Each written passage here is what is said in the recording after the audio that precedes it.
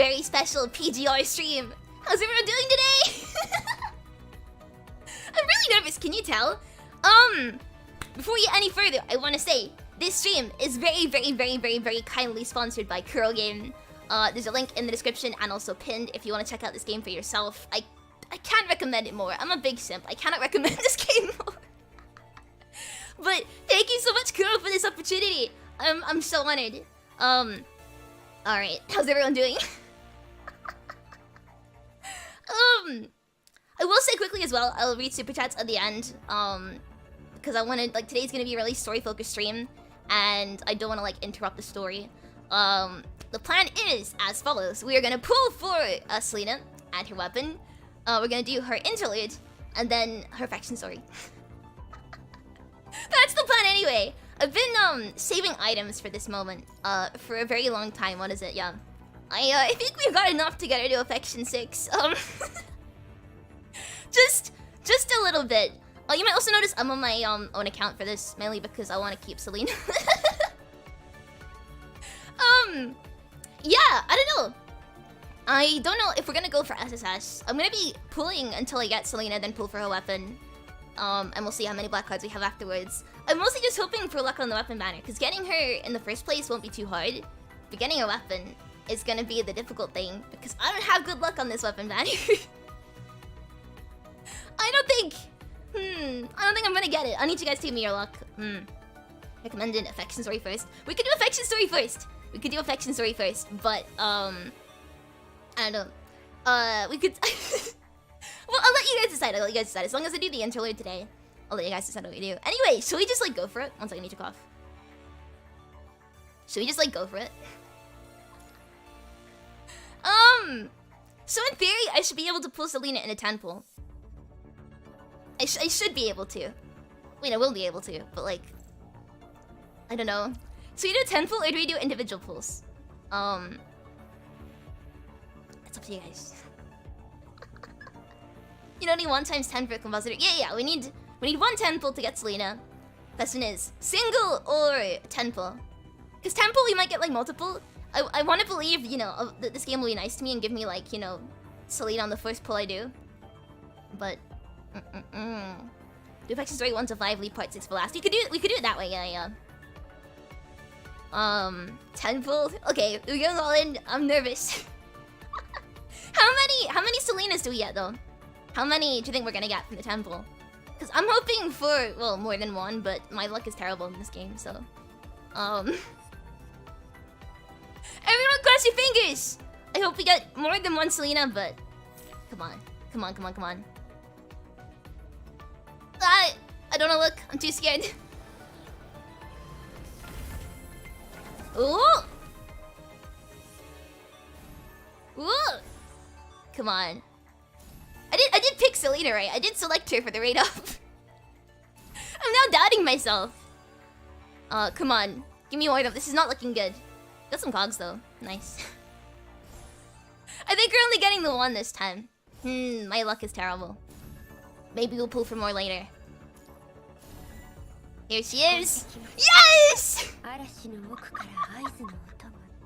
She is so pretty! Help me! Oh! Ah! Yes! Yes! You know what? I was starting to lose hope. I didn't think we'd get more than 1 of this 10 pull. I was like really doubting myself. I'm happy with that.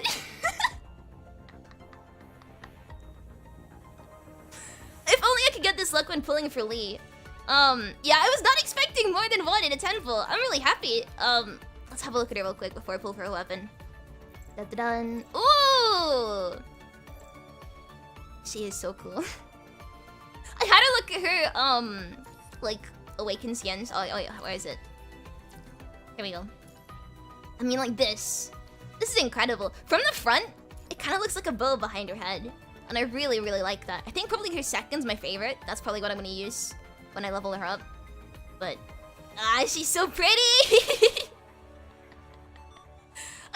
I do have some bad news though. I kind of sort of maybe forgot to farm her memories. I'm smart. I did not think this through. I forgot. I have the one. Yeah, this is my Selena build right now. Hope you guys like it. I spent ages building it. Yeah.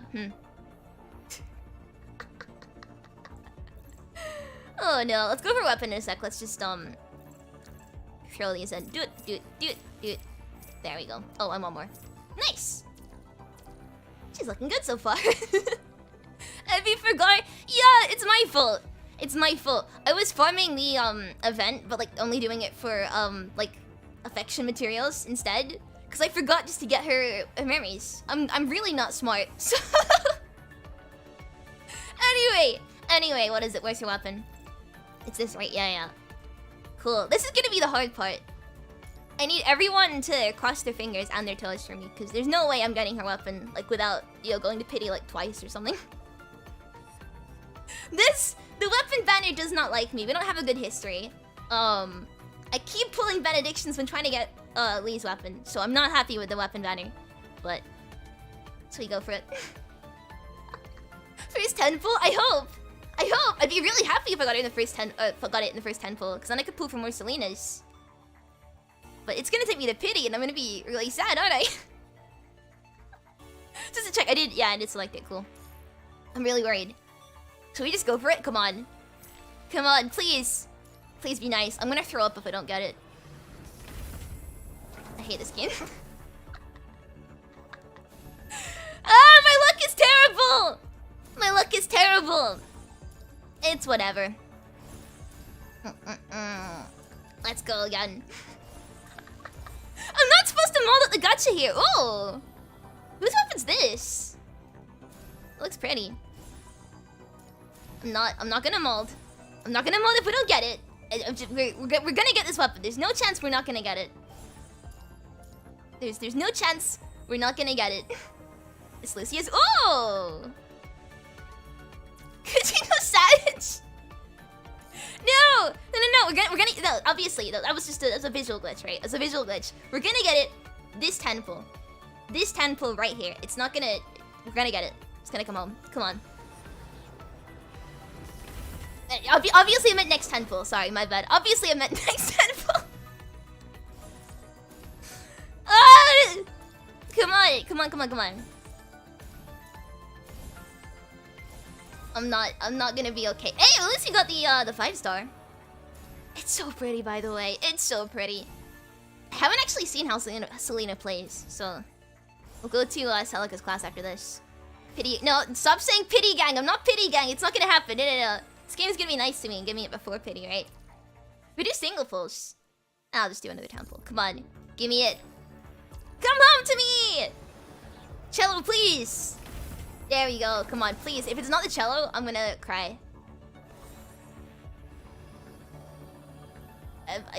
This is a real Kujino Sag moment. Come on, please! For a second I was worried. I was like, wait a second, but no. That wasn't it. Come on. Don't take me to pity. Come on. Don't make me cry.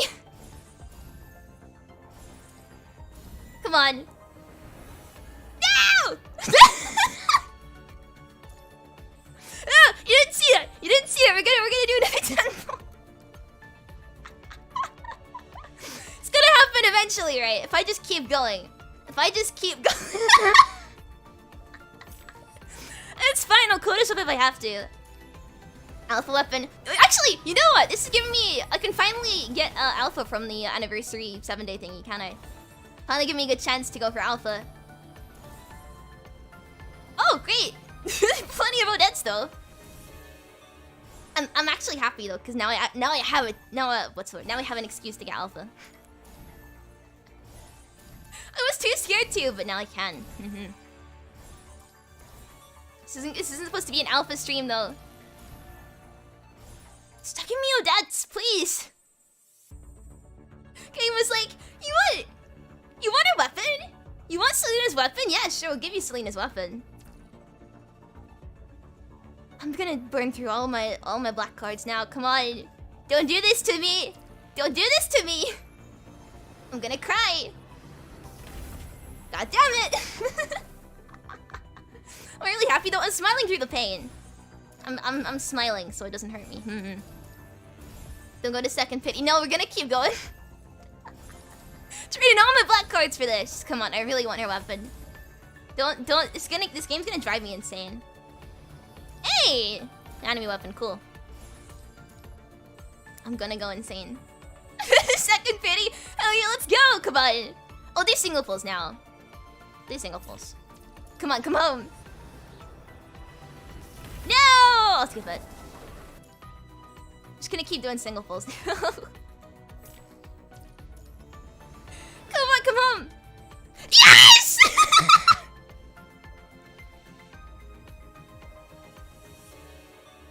I didn't go to pity. I didn't. See? See? I'm not pity gang. I'm not pity gang. It didn't go to pity. See, when you skip stuff in gacha games, that's when you get what you want. That's when you get what you're looking for. Nice.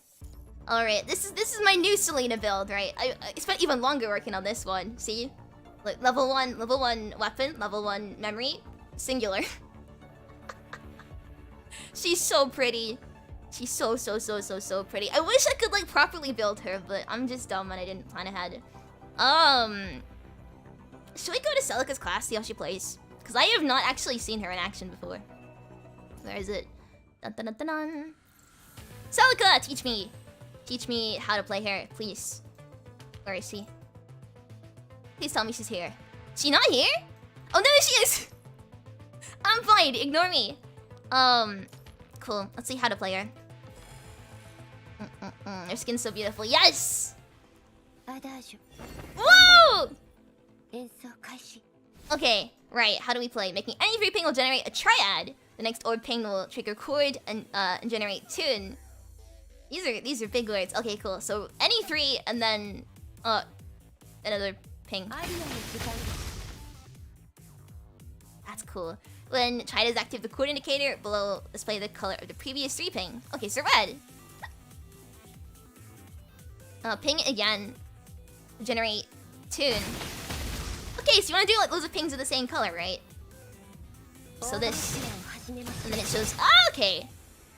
And then ping a different color to apply solo on yourself, increasing extra damage bonus for a short duration. Okay, I think I get it. And then apply solo. Whoa! When she has tune, she can consume 60 energy to activate Chaotic Mind to gain increased movement speed, and extra damage reduction, and renew the duration of solo. Ooh!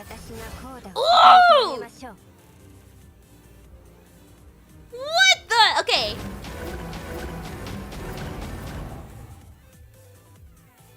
I'm not okay. That was way cooler than I thought. So I just like spam different orbs now. Just lets me. Ah!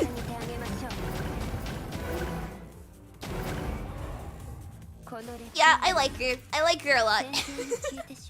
Build this big OE damage too. It looks insane. It looks so good. When you activate your ultimate, don't use all your orbs, so you have to appreciate some cello. Ah, okay. Oh yeah, because it plays music. It's so cool. So cool. If we have time at the end, I'll try and get some more memories so I can like use her in battle. But I just think everything would just kill me instantly. I don't want to. I don't want to do like a showcase of her and then instantly die because I didn't plan things out. Right. You guys ready to cry? Is it time for the interlude? Wait, do we do affection story first or interlude? Actually, wait. No, ignore me. First, I want to admire her pretty voice. Let's just quickly... I'm not gonna use Wanshi stuff. Here we go. Love me, please. Please. Please. Please love me. Is this how you make someone love you? You just, like, throw gifts at them? Hey, there we go! Cool. Love me! Aww.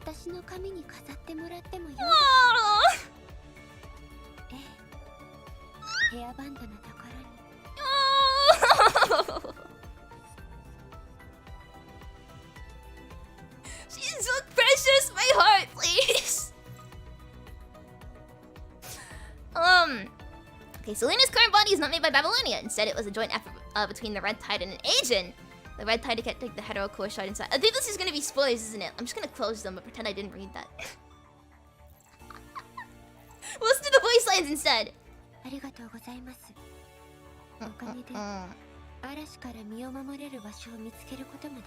Her voice is really, really melodic.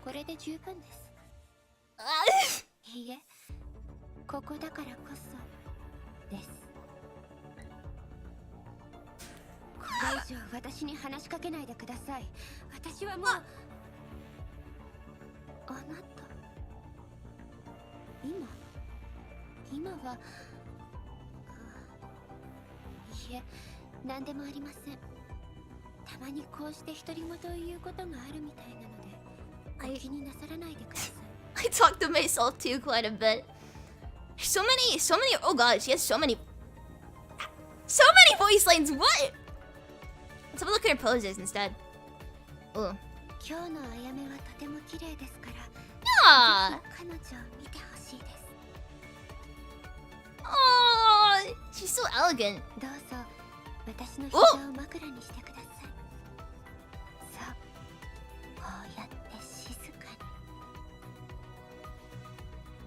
I mean, don't mind if I do. Wait a sec. Where is she? How do I? Ah, there you go.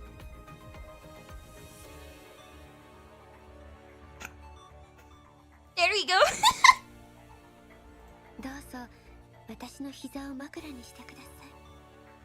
I'm a happy shrimp now. Let's go. Wait, I'm gonna sleep. Ah.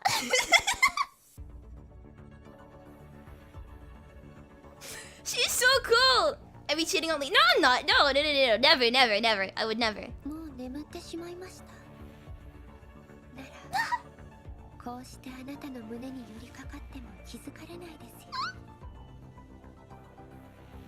I really like her. I'm okay.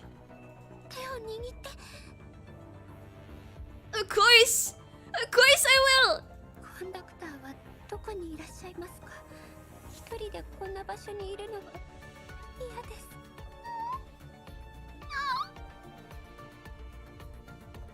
Now I feel really bad. I don't wanna leave her now.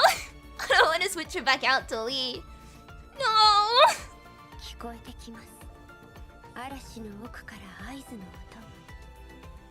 Oh. Where's she going? Oh, goodbye, Selena.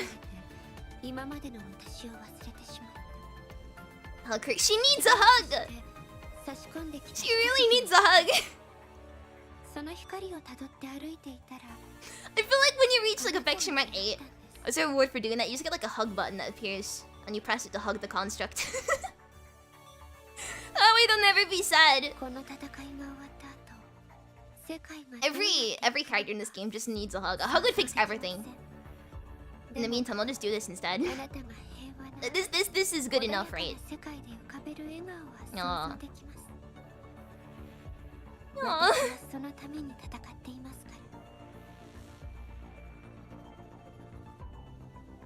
Aww. We already saw the affection up on. She's like, oh yes, put it in my hair, here. She like points at it. Aww. Dorm head pat Selena. Oh, good point. You can put her in the dorm. I'm gonna do that. Wait. Yes, I will. There we go. Is that good enough? There we go. Wait, let's put her in the dorm. Oh. Nice. Let's put her in the dorm real quick. Wait, what else is this? Oh, ignore me. I didn't see that.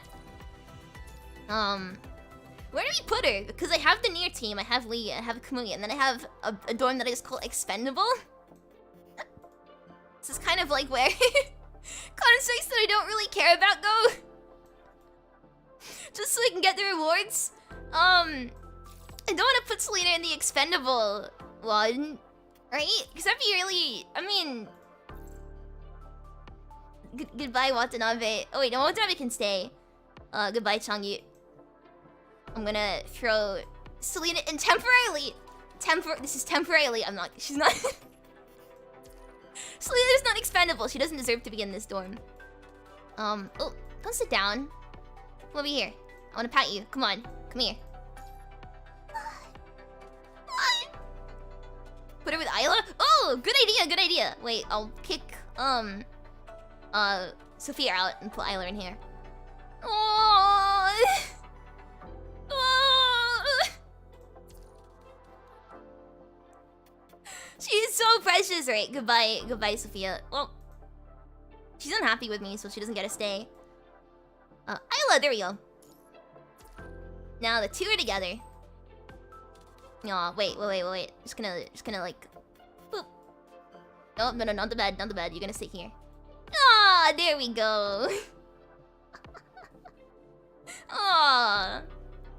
Alright, so question is, what do we do first? Do we do interlude or affection story first?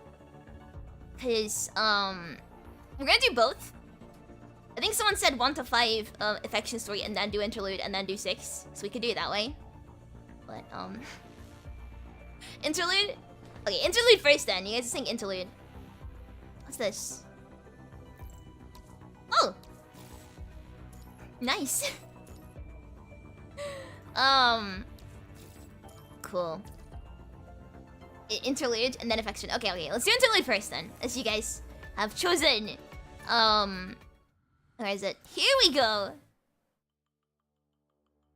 I already know this is gonna be sad.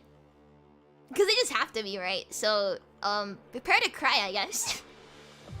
No clue what to expect, but if you spoil anything in chat, I will cry. But not because it's sad, because you spoiled it. You guys ready? Prepare your tissues? I don't have any, but I got my sleeves. That's what I'm gonna use. Turandot, because now she knew her sin, she recognized that it was he who would bestow the final judgment upon her. Oh. Prepare for pain? Am I ready for this? Oh. There we go. If the Pantheon still existed today, it probably won't stand any more impressive than this. A giant chandelier, beautiful and extravagant, hangs from the magnificent dome, illuminating the mural of the Last Judgment above with its refracted lights from multiple angles. No one knows if there are any Ignore me, I'm stupid. Any discrepancies between that and the original.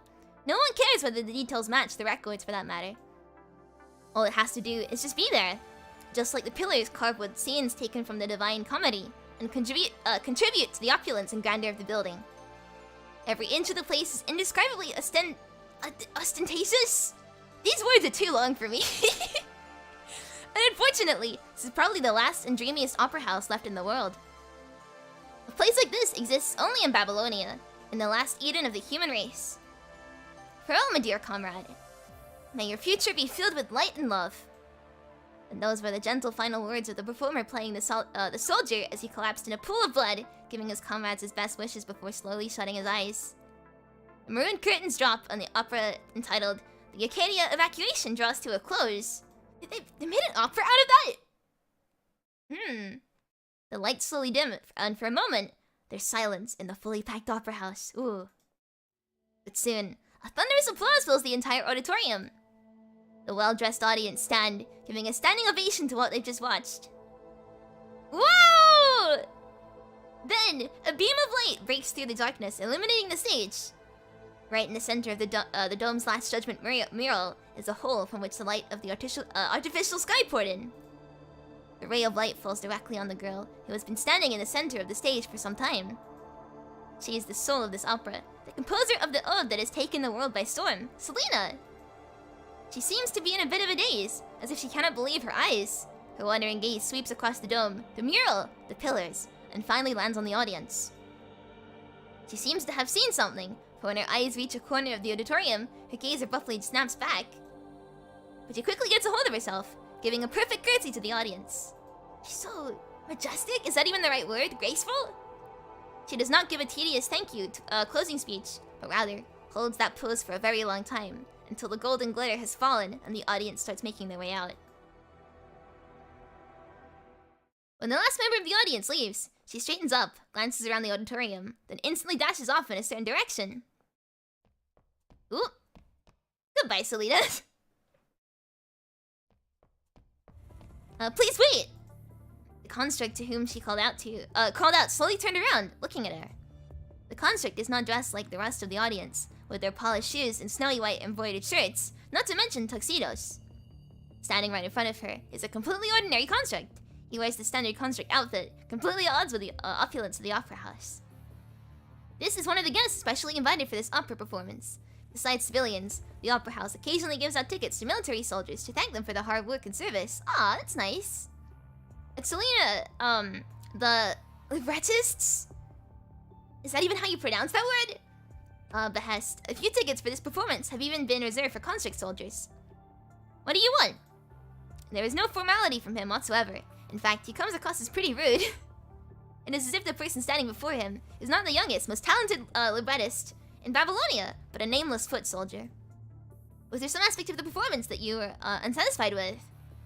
Oh, does my opinion warrant the attention of a genius librettist? Do you artists actually plan to gather feedback from every member of the audience until all you receive is praise? Wow, okay, that's a bit harsh.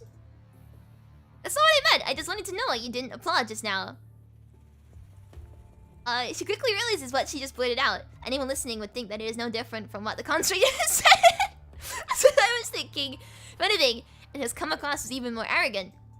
So she stops and instead looks fixedly into his eyes. Applaud that fabricated fantasy opera. The construct snorts in derision? What's so funny? I thought this reward from the military was something special, but I didn't expect it to be a ticket to watch such an insulting show in this hellhole. And now, the one who made it this insulting and humiliating performance is standing here asking me why I'm seething. Is there anything more ironic than this? I don't understand what you mean, and I didn't mean to offend you. I mean, you did make a play about the evacuation, which is probably not a good event for a lot of people who are in, you know, the position of constructs and stuff. The presumptuousness of your opera is offensive enough. What was it about the opera that angered you? Please tell me. Then let me ask you what it was that you were trying to say with your opera. Did you intend to praise the fearlessness of the hero? To praise the greatness of war? Or did you want to express your condescending sympathy and so-called compassion for those who gave their lives? Condescending sympathy and compassion? No! Don't even try to deny it. The true intentions of the creator can always be seen in their work. You should know this better than me, a mere fighter. I wasn't sure! That's why I'm here. I was hoping to get your opinion. I know you had first-hand experience of the retreat, and I just wanted to get your approval. I don't think they're gonna approve, though. The soldier lets out another snort. You ask why I wouldn't applaud. Why don't you go back and look at the stage you built? You wanted to create a scene of post-war ruins on the magnificent opera stage, so you carved bullet holes in the plaster and chiseled out cracks. I can see that you spared no effort in setting it all up and making it perfect. Yes, it's perfect. It's so beautiful indeed. You made a ruined pantheon, but not the ruins of the battlefield. You didn't know that the ruins should have borne scorch marks and be adorned with mottled? Is that how you pronounce it? Mottled blood and broken limbs scattered about. Your ruins are respectable and clean, just like your pitiful imagination, that's all. It bears no resemblance to war. Do you really think that when you're out in the front lines, the world is still as orderly as it is in Babylonia? It'd be utterly impossible for that grand funeral service you had in your show to actually happen on the front lines. He makes a good point. It's harsh, but I think he makes a good point. In a eulogy, with accompanying funeral music, we don't even have time to attend the cries of the living, so how on earth do we have time to comfort the dead? If it were just these superficial things, I wouldn't be losing my temper like this. He suddenly raised his voice, as if to question, what were you trying to convey with the final scene? Well, Selena takes a step back. Well, she did write every line of the opera herself, and the show has just ended. For some reason, she struggles to recall what happened in that scene. It has all been a blur to her. She only vaguely remembers that she had the dying soldier on Earth wishing that soldiers who left Earth well. That might be the problem! A death without regrets, a sacrifice without bitterness, and without a prayer for the future. It was the most dignified and perfect curtain call she could think of. Yeah, that's probably why the construct's taking issue with it, though. Farewell, my dear comrade. May your future be filled with light and love. The soldier imitated every word in the sing-song lilt of the opera singer, mimicking even the cadence as if to mock her. This was the most ridiculous opera I've seen. Those who were forcibly abandoned and had no choice but to accept their deaths, wishing a group of cowards fleeing their homeland well. What the hell is this joke? Is there anything more insulting than this? He phrased it really well. That's kind of what I was thinking of, but he phrased it really well. Only those like you who were born in Babylonia and lived such pampered lives would be able to come up with such a ridiculous comedy. Listen up! What you're putting on is nothing but a comedy that shouldn't even have been performed at all. Your entire story is nothing but a fantasy. Unlike you, I've lived through that era. I had to forsake my flesh, my humanity, and my dignity for a future to be allowed in Eden. I became a construct, but whenever I close my eyes, all that appears in my mind is the wailing cries of those who died. My family died on Earth. I wasn't able to hold their hands as they died, but in their last moments, all they held in their eyes was only hatred, not your so-called blessing. Those who were abandoned had only hatred, and those who fled had only remorse. This Eden arose from enmity and countless corpses. People would die just like animals in that war, meaninglessly. Without faith, without glory, and most definitely without forgiveness and blessing. There's just hatred and anger that knows no bounds. Damn, why did we have to face all of that? Why did it have to be us who were there? Why did we get to a point when we were forced to destroy everything? Only when life becomes nothing more than just statistics will you understand the horrors of war. When humans can no longer continue being humans, only then will you understand the helplessness war brings. We abandon the people you're supposed to protect, then turn around and seek a respite from our suffering. Through shows like this, all to satisfy our need for pseudo-empathy and egoism. He's really going off! You, a person who's never seen hell, who's never been on the brink of death, sing praises of war and peace in a place like this, and you dare ask me why I didn't applaud? I've never seen a eulogizing opera more arrogant than yours. Forgive me for taking my leave, for it's taken every ounce of willpower to speak to you with such dignity and courtesy, and I have none left. I mean, he really has a point. I really agree with him. Without a second thought, the soldier turns into parts, leaving Selena standing alone in the empty square. And there she stands for the longest time, her countenance never showing the slightest hint of being offended despite the insults. She kept her head tilted upward, her eyes closed, and finally lets out a deep sigh. He's right, he is though! She's never experienced, you know, the evacuation from the point of someone who had no choice but to stay on Earth. So, she won't know pain, and she's romanticizing it. I completely agree with the construct here. Selena is not sure how she managed to get home. Her parents are preparing to celebrate the success of their daughter's first opera. Her family is celebrating joyously, while she, having locked herself in her room, has never felt more alone. In the stillness of her room, her heartbeat is the only thing she can hear. The soldier's words are on constant replay in her mind, and it weighs upon her heart. She feels as if her heart is about to leap out of her chest. She wants to pour her heart out to someone, and she knows that no matter how battered and messed up she felt, her best friend Isla will willingly lend a listening ear. Yes! Go speak to Isla! But she also knows without a doubt that this is a her pain to bear, and she is the only one who can deal with it. No! That's not how you deal with these emotions! Go speak to Isla! Arrogant. Arrogant. She repeats the word to herself over and over, turning it over in her mouth as if attempting to chew it into bits and swallow it. Selena closes her eyes. Why did she space out for so long then? Even to the point of forgetting to close with a thank you speech. Now she remembers. It was not because she was nervous, but because she was ashamed. The accusatory light pours through the dome above, showering the guilty with its brilliance, leaving them nowhere to hide. She knew she was guilty the moment she saw the Last Judgment mural on the dome. That arrogance is rooted in every fiber of her being. Oh, she's realizing. She finally knows that she could not recall her state of mind when writing those librettos. Because there was none. There was no state of mind to speak of, nor was there any deep contemplation whatsoever. It was her first time coming up with her own libretto without referencing existing librettos. It was her decision to select an unfamiliar era as the subject, which she then used as a canvas to arrogantly depict her fantasy of humanity's glory. Even in the early stages of her writing, she already had the faint sense that something was wrong. That's why she stood anxiously on stage when receiving the applause. Because she was not deserving of it. Well, no, that's not what I was saying, no! She deserves it. When her gaze fell upon the motionless, imposing construct soldier, who continued sitting, coldly surveying the people applauding around him, that anxiety finally grew into an uncontrollable wave of shame that ran down her spine. She was so ashamed that she did not dare look up for a long time. No. She has always loved opera music from a young age. In the beginning, she had to use robots to perform the operas she wrote and directed in the small exhibitions. She never imagined then that her operas could one day be performed on a real stage by real performers. Dreams coming true should have been a joyous occasion, but as she stands on stage receiving the praise heaped on her, all there is in her heart is but an endless empty void. Why were they crying? Why were they cheering? Was it about this hollow opera that moved them? Oh, what was it about this hollow opera that moved them? She could not understand it at all, for she did not put anything into it.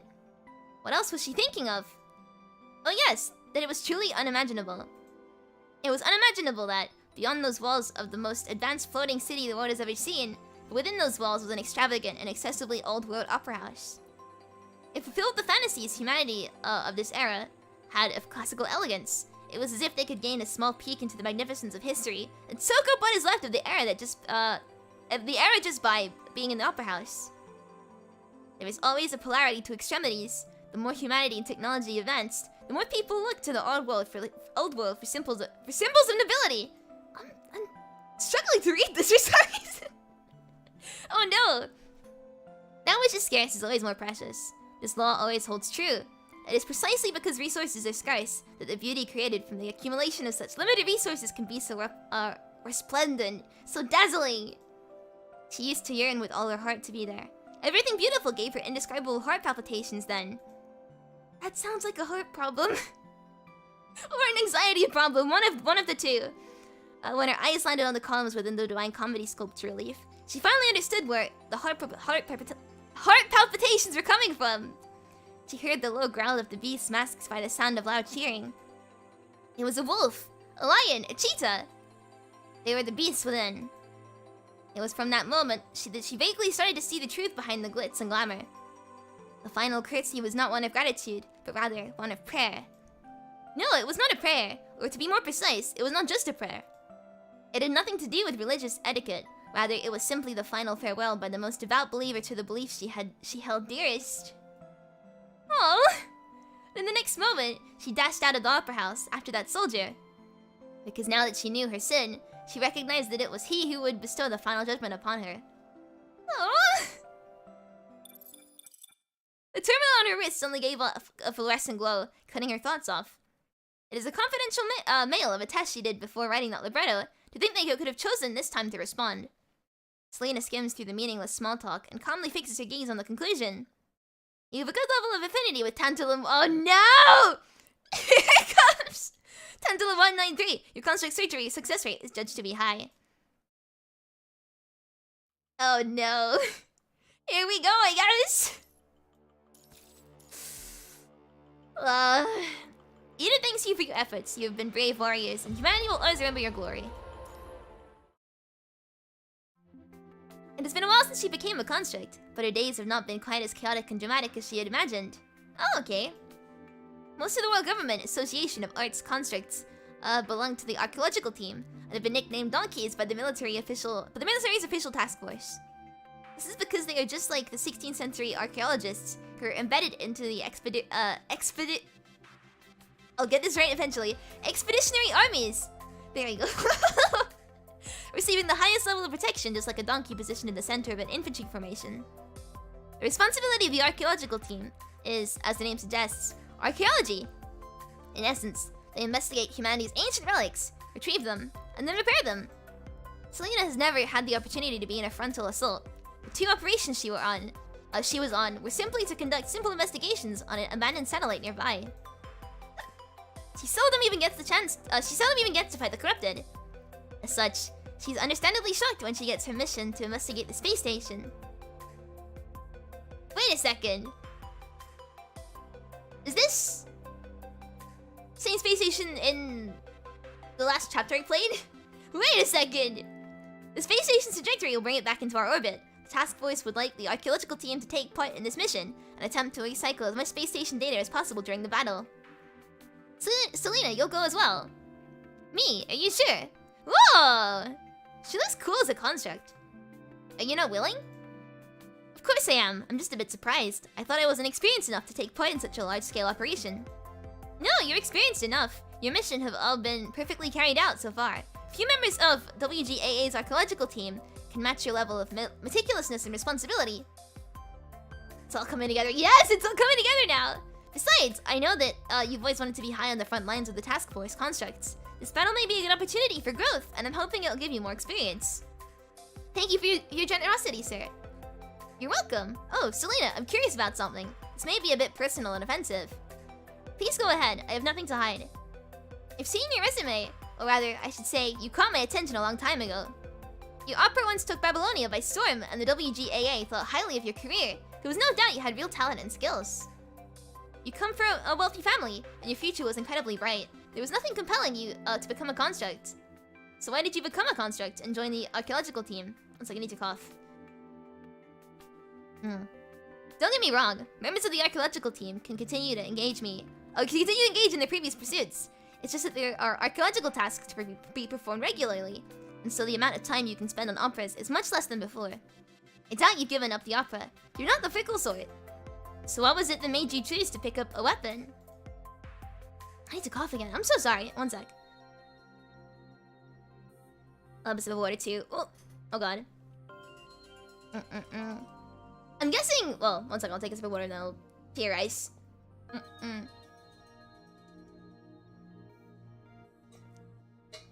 There we go. I'm guessing it's probably to do with the fact that she wants to know what it's like. I don't know. I mean, I would have said that the construct's words resonated with her, but I guess she had like similar thoughts before she spoke to the construct. Because that would explain why she did the test earlier. Anyway, I need to. I'm so sorry. One sec. My throat is really dying on me. Because she was doubting herself. Yeah, that's kind of what I was thinking. This should have been a completely simple archaeological operation. How did it end up like this? While exploring the space station deeper, an archaeology team member accidentally unlocked the outer electromagnetic lock. This is a once-in-a-lifetime opportunity. The Task Force CPT Task Force Captain probably, has adjusted the battle objective immediately with the decision to probe further into the space station. After all, any information the space station may provide could become a key turning point in the war against the punishing virus.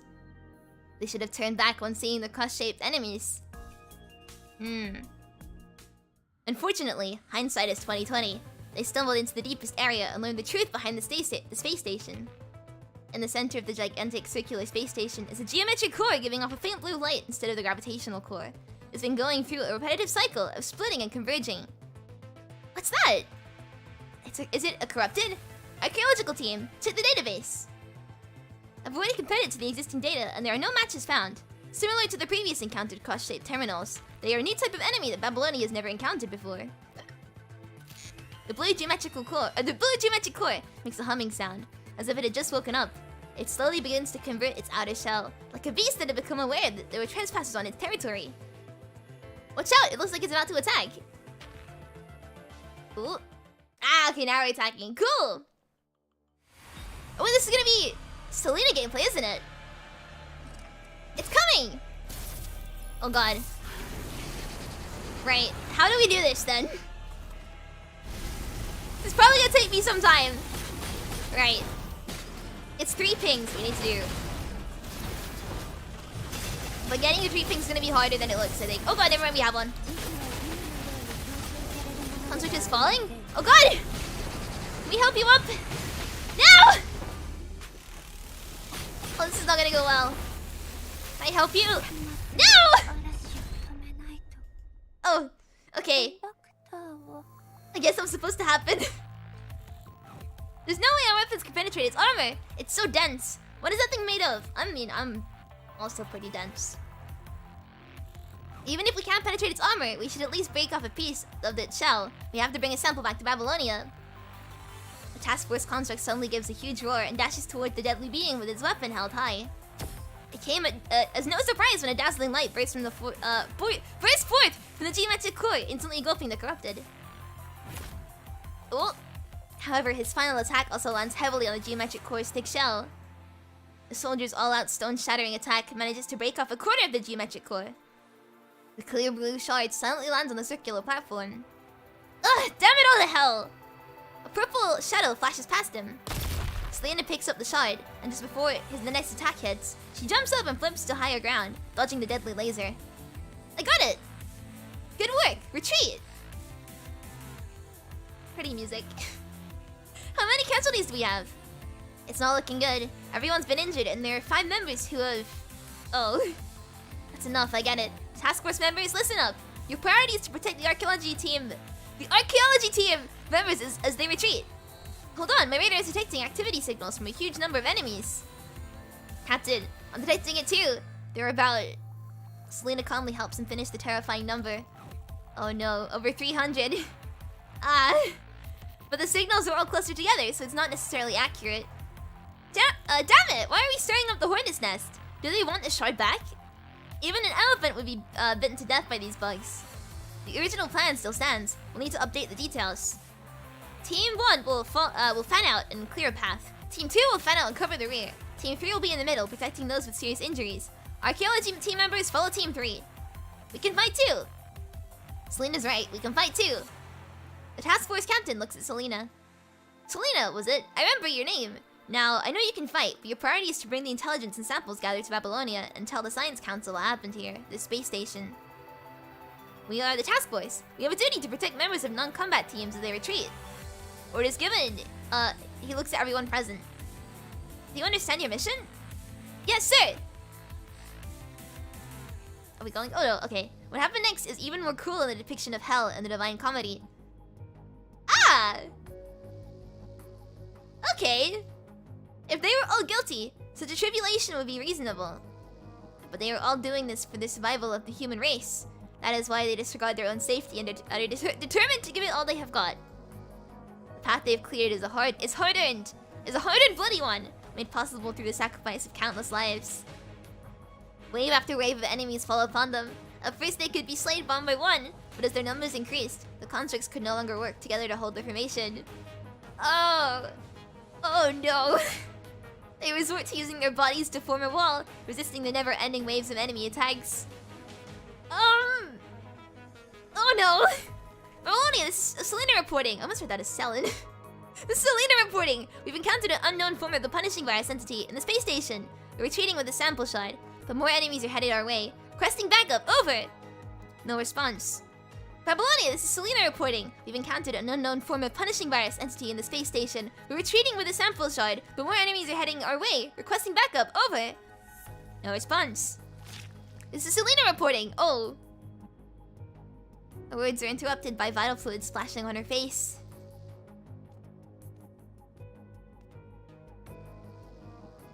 No! She almost stops, but a tremendous force shoves her forward.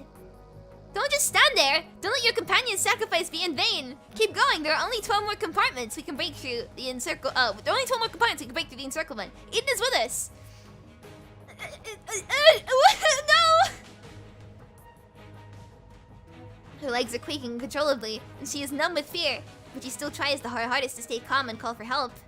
Babylonia, this is Selena reporting. Reporting a casualty rate of 27%. We have 8 compartments left before the exit. Please arrange for pickup. Over!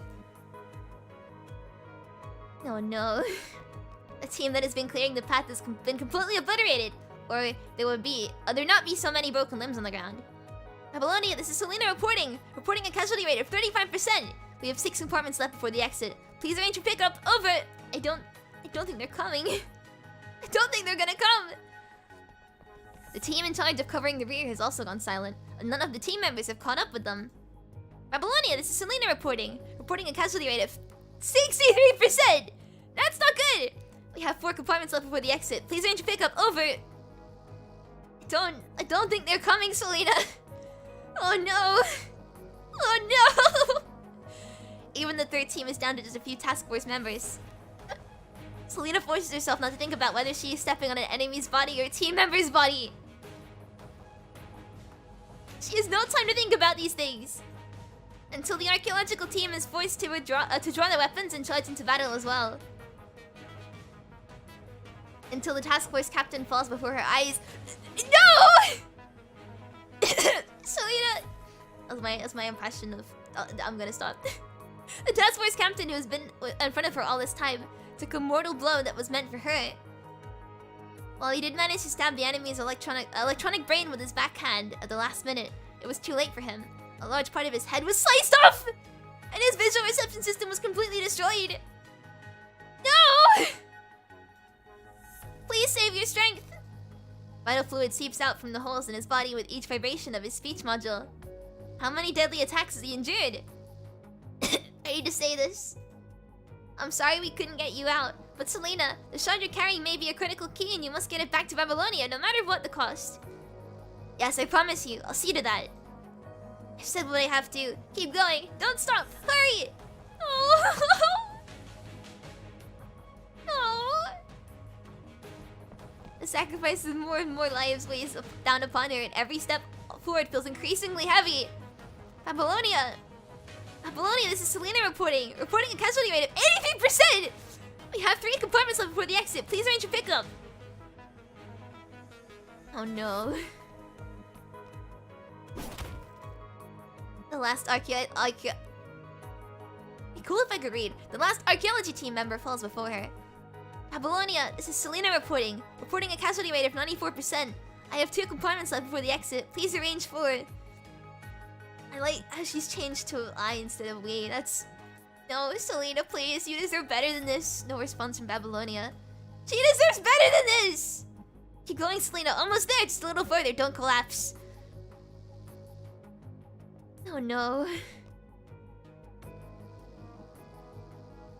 Babylonia, this is Selena. Reporting a casualty rate of 99%. I have 1 compartment left before the exit. She strikes with her weapon, knocking back a cross-shaped enemy. Covered with injuries, she finally stands before the last door. Please, please arrange your pickup, I beg you. No! Please, I beg you. Here comes, which have lost contact all this while, finally connects. But before she can speak, the final decision was handed down. This is Babylonia's interim relay satellite. The following message was left by Babylonia 15 minutes ago. The battle was estimated to have been complete 30 minutes ago. Unfortunately, as Babylonia has been unable to contact your unit, our calculations show that the likelihood of your unit's survival is close to 0. Babylonia's anti-air resources have been stretched thin, and we are unable to continue this battle of attrition with the space station. No! No! Don't do this! Due to strategic recourse allocation considerations, we'll be unable to allocate backup for troops with no likelihood of survival. No! No! No! Babylonia adjusted its orbital altitude 15 minutes ago to avoid contact with the space station. God damn it! If any survivors receive this message, know this. Eden thanks you for your... You know, I don't like these guys anymore. I don't like them. I don't like them. Watson Baby was right. Yeah, I'm starting to side with Watanabe on this one. I don't like Babylonia anymore. I think they're kind of mean. They're kind of stinky. You have been brave warriors, and humanity will always remember your glory. Yeah. No, I don't like this. End of message. For a moment, it is completely silent. Then...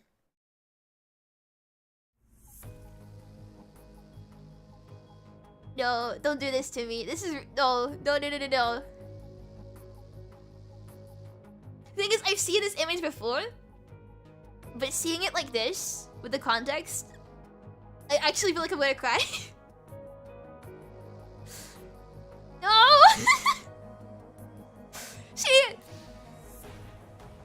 She looks so hopeless. Like, she looks like she feels so hopeless.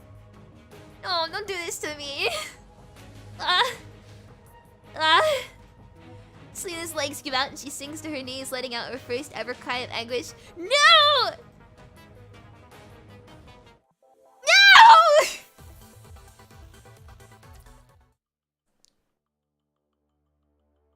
You can't do this to me, no!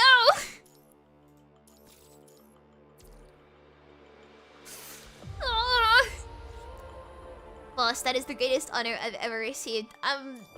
Look, please, she needs a hug. I hope, look, please just give her a hug. Selena does not know how long she has knelt there for.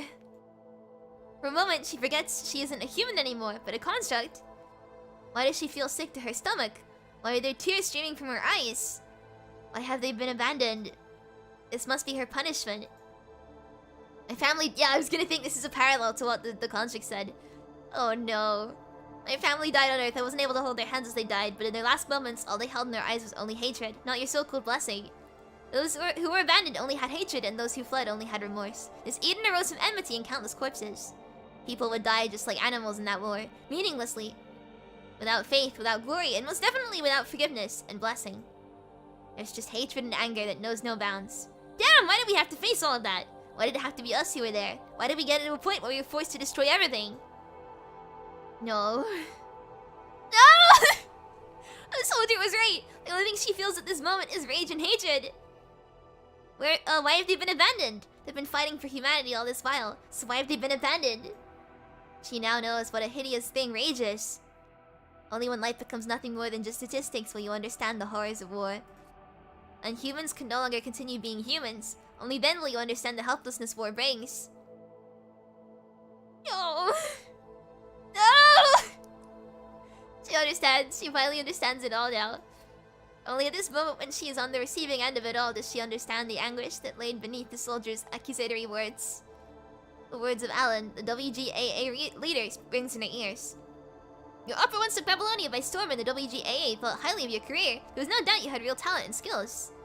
You come from a wealthy background, and your career is supposed to be as bright as diamond. There's no compelling reason for you to be a construct. So why did you become a construct and join the archaeological team? She did not know how to respond to Alan then, but the answer is as clear as day now. It is because of her arrogance. That arrogance is rooted in every fiber of her being. She had just depicted a hell that did not exist, eulogized false ideals of war and peace, and extolled her perceived ideas of humanity's glory. What shameless arrogance that was! She had an epiphany during the soldier's rebuke, and was determined to redeem herself for her arrogance, that made her determined to become a construct. No! But as a construct, she would one day have the chance to step onto a real battlefield, to truly experience hell for herself, and with that, she would personally compose a reality that no one can find fault with. That's what I thought. Oh no. It's not until she was truly in hell that she realized how arrogant her so-called notion of redemption was. To think she had become a construct for such foolish reason. To think she entered this battlefield for such stupidity. It was wrong of her. She knew that now. She should not have left her comfortable and cozy home for such naive and frivolous reasons, or her half-baked epiphany. What significance did the art that she held dearly, that she dearly loved have? What significance did those operas and music hold, that she had fought so hard for them till this point? What this place needs are weapons that can eliminate enemies and zealousness that can end wars. Her ludicrous beliefs about art are nothing but self-reassurance, no different from self-paralysis. She can now see the error of her ways. Please, somebody save me! Please, anybody take me away from here! No! Such weak thoughts flooded her mind. She has to get out of here. She has to get out of here. She has to get out of here. There is nowhere to run. Another rustling sound came from the other end of the corridor. She instinctively stands up, alert to the crisis at hand. She holds onto the door for support and looks behind her. A rune light pulses in the darkness. The enemies gather and pack the corridor tightly, their eyes on the geometric core shard in her arms. Perhaps death in battle here will be a form of deliverance after all. The thought flashed through her mind, but is suppressed by another. I'm sorry we couldn't get you out, but Selena, the shard you're carrying may be a critical key and you must get it back to Babylonia no matter what the cost. No! And what of it? Babylonia has abandoned them. There's nowhere to go back to anymore. You must get it back to Babylonia no matter what the cost. Let's get it back to Babylonia no matter what the cost. I must get it back to Babylonia no matter what the cost. She's repeating what she hears in her mind, partly trying to convince herself. I must get it back to Babylonia no matter what the cost. An enemy pounces on her, and at that very moment, with one hand, she slams her weapon into the floor hard, and with the other, opens the airlock. No! The vacuum of space instantly sucks everything in the entire corridor out. Selena holds on to her weapon's handle for dear life, to avoid being sucked out into space with the enemies. I mean, that's really smart, but... She is stuck in the exit, and a large number of mechanoids slam into her before being swept away. She can only grit her teeth in pain. Selena looks in the direction they had been sucked in, and sure enough, there's nothing outside. There's no spaceship to meet them, only stars that seem permanently sewn into the backdrop of the cosmos. They are so far away, and so they are everlasting. Selena turns away, and once all enemies in the corridor have been sucked out, she closes the airlock with great difficulty.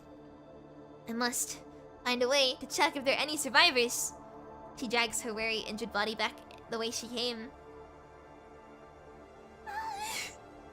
Selena did not expect that he would still be alive. Think that he can still be alive in this state. His limbs are all gone except for his left hand. Half his head and the components within it are missing as well. It is surprising that the broken speech module is still able to operate at a minimal level. When the archaeological team left, he was not damaged to this extent. A fierce battle must have occurred here after that. Who are It seems his sound reception modules are still functioning, even under such circumstances, and is able to pick up her footsteps. Selena walks to his side and gently kneels beside him. With her hand, she gently holds his broken palm.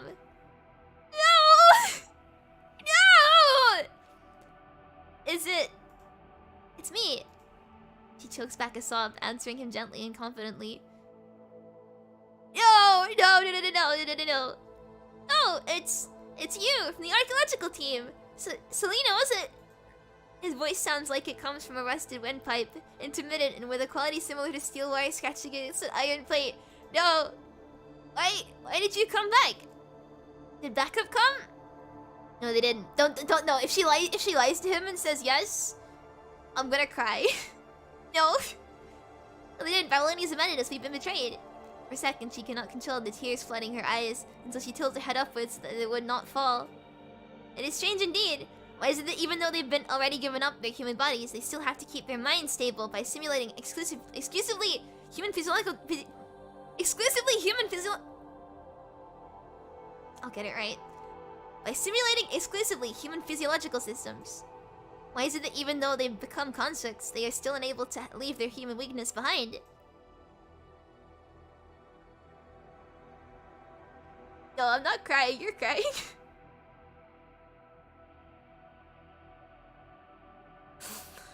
No, I'm not crying, you're crying. No! God damn it. Yes, backup was arrived. Don't worry, everyone's being saved. That's really great. But why don't I hear any footsteps? Lying begets more lying. Perhaps your sound reception modules have been damaged and is not picking up more distant sounds. But don't worry, the medics will come and take you away. No! No, no, no, no, no. We're constructs. We need to switch to a new body and we'll be fine. The information and sample have been delivered. She repeats herself to make her words more convincing. Don't worry, they've been delivered.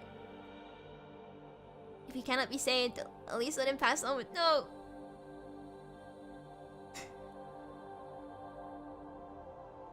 No. At least let him pass on without regrets. Okay. His hand suddenly starts quivering. That is when Selena realized that he has seen through her lies. No!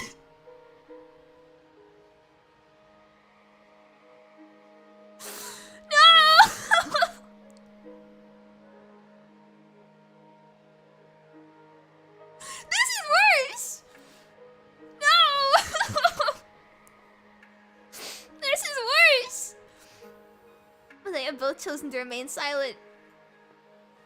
Thank you. I've done nothing to deserve your thanks. Rather, it is I who should be thanking you for saving me then.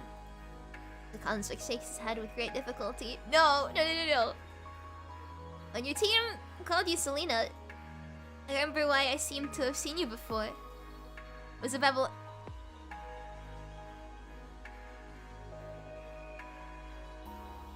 No, don't do this to me. Don't you actually...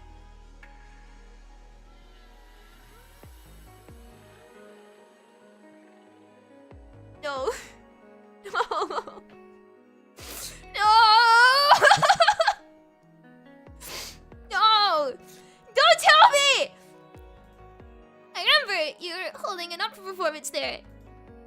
There was a scene, your aria was the accompanying music, sung a cappella style. That's why your voice was so familiar. I thought it was strange. You were human then. Why did you suddenly become a construct? I didn't recognize you immediately. Selena's caught off guard that a stranger knows about her past and phases, as if ashamed. She replies, those are just some things not worth mentioning.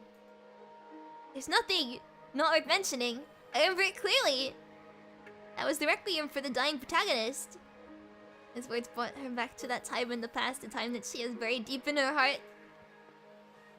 Do you really think that when you're out in the front lines, the world is still as orderly as it is in Babylonia? It'd be utterly impossible for that grand funeral service you had in your show to actually happen on the front lines. Stop!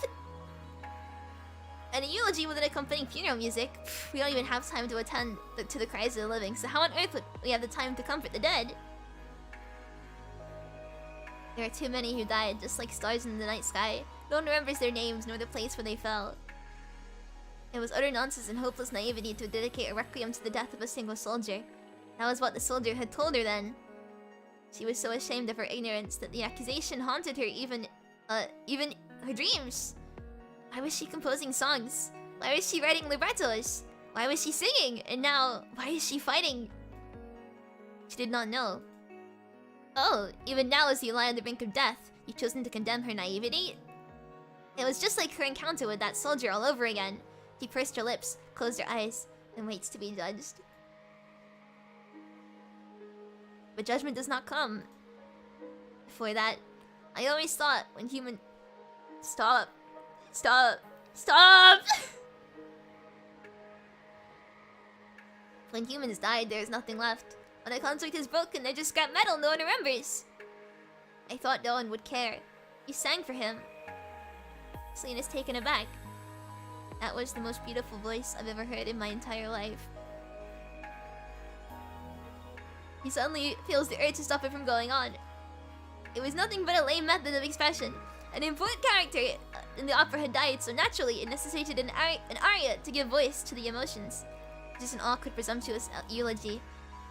Please don't go on. It was just a childish fantasy. Nothing more than wishful thinking on her part. Well, that is what she was about to say before he interrupts her. Just naivety. But it was truly beautiful. No! If everything was really like that, how nice would that be? I'm sorry, we didn't fight hard enough. That's why someone like you has to come to a place like this and encounter such situations. Could you... Stop! No!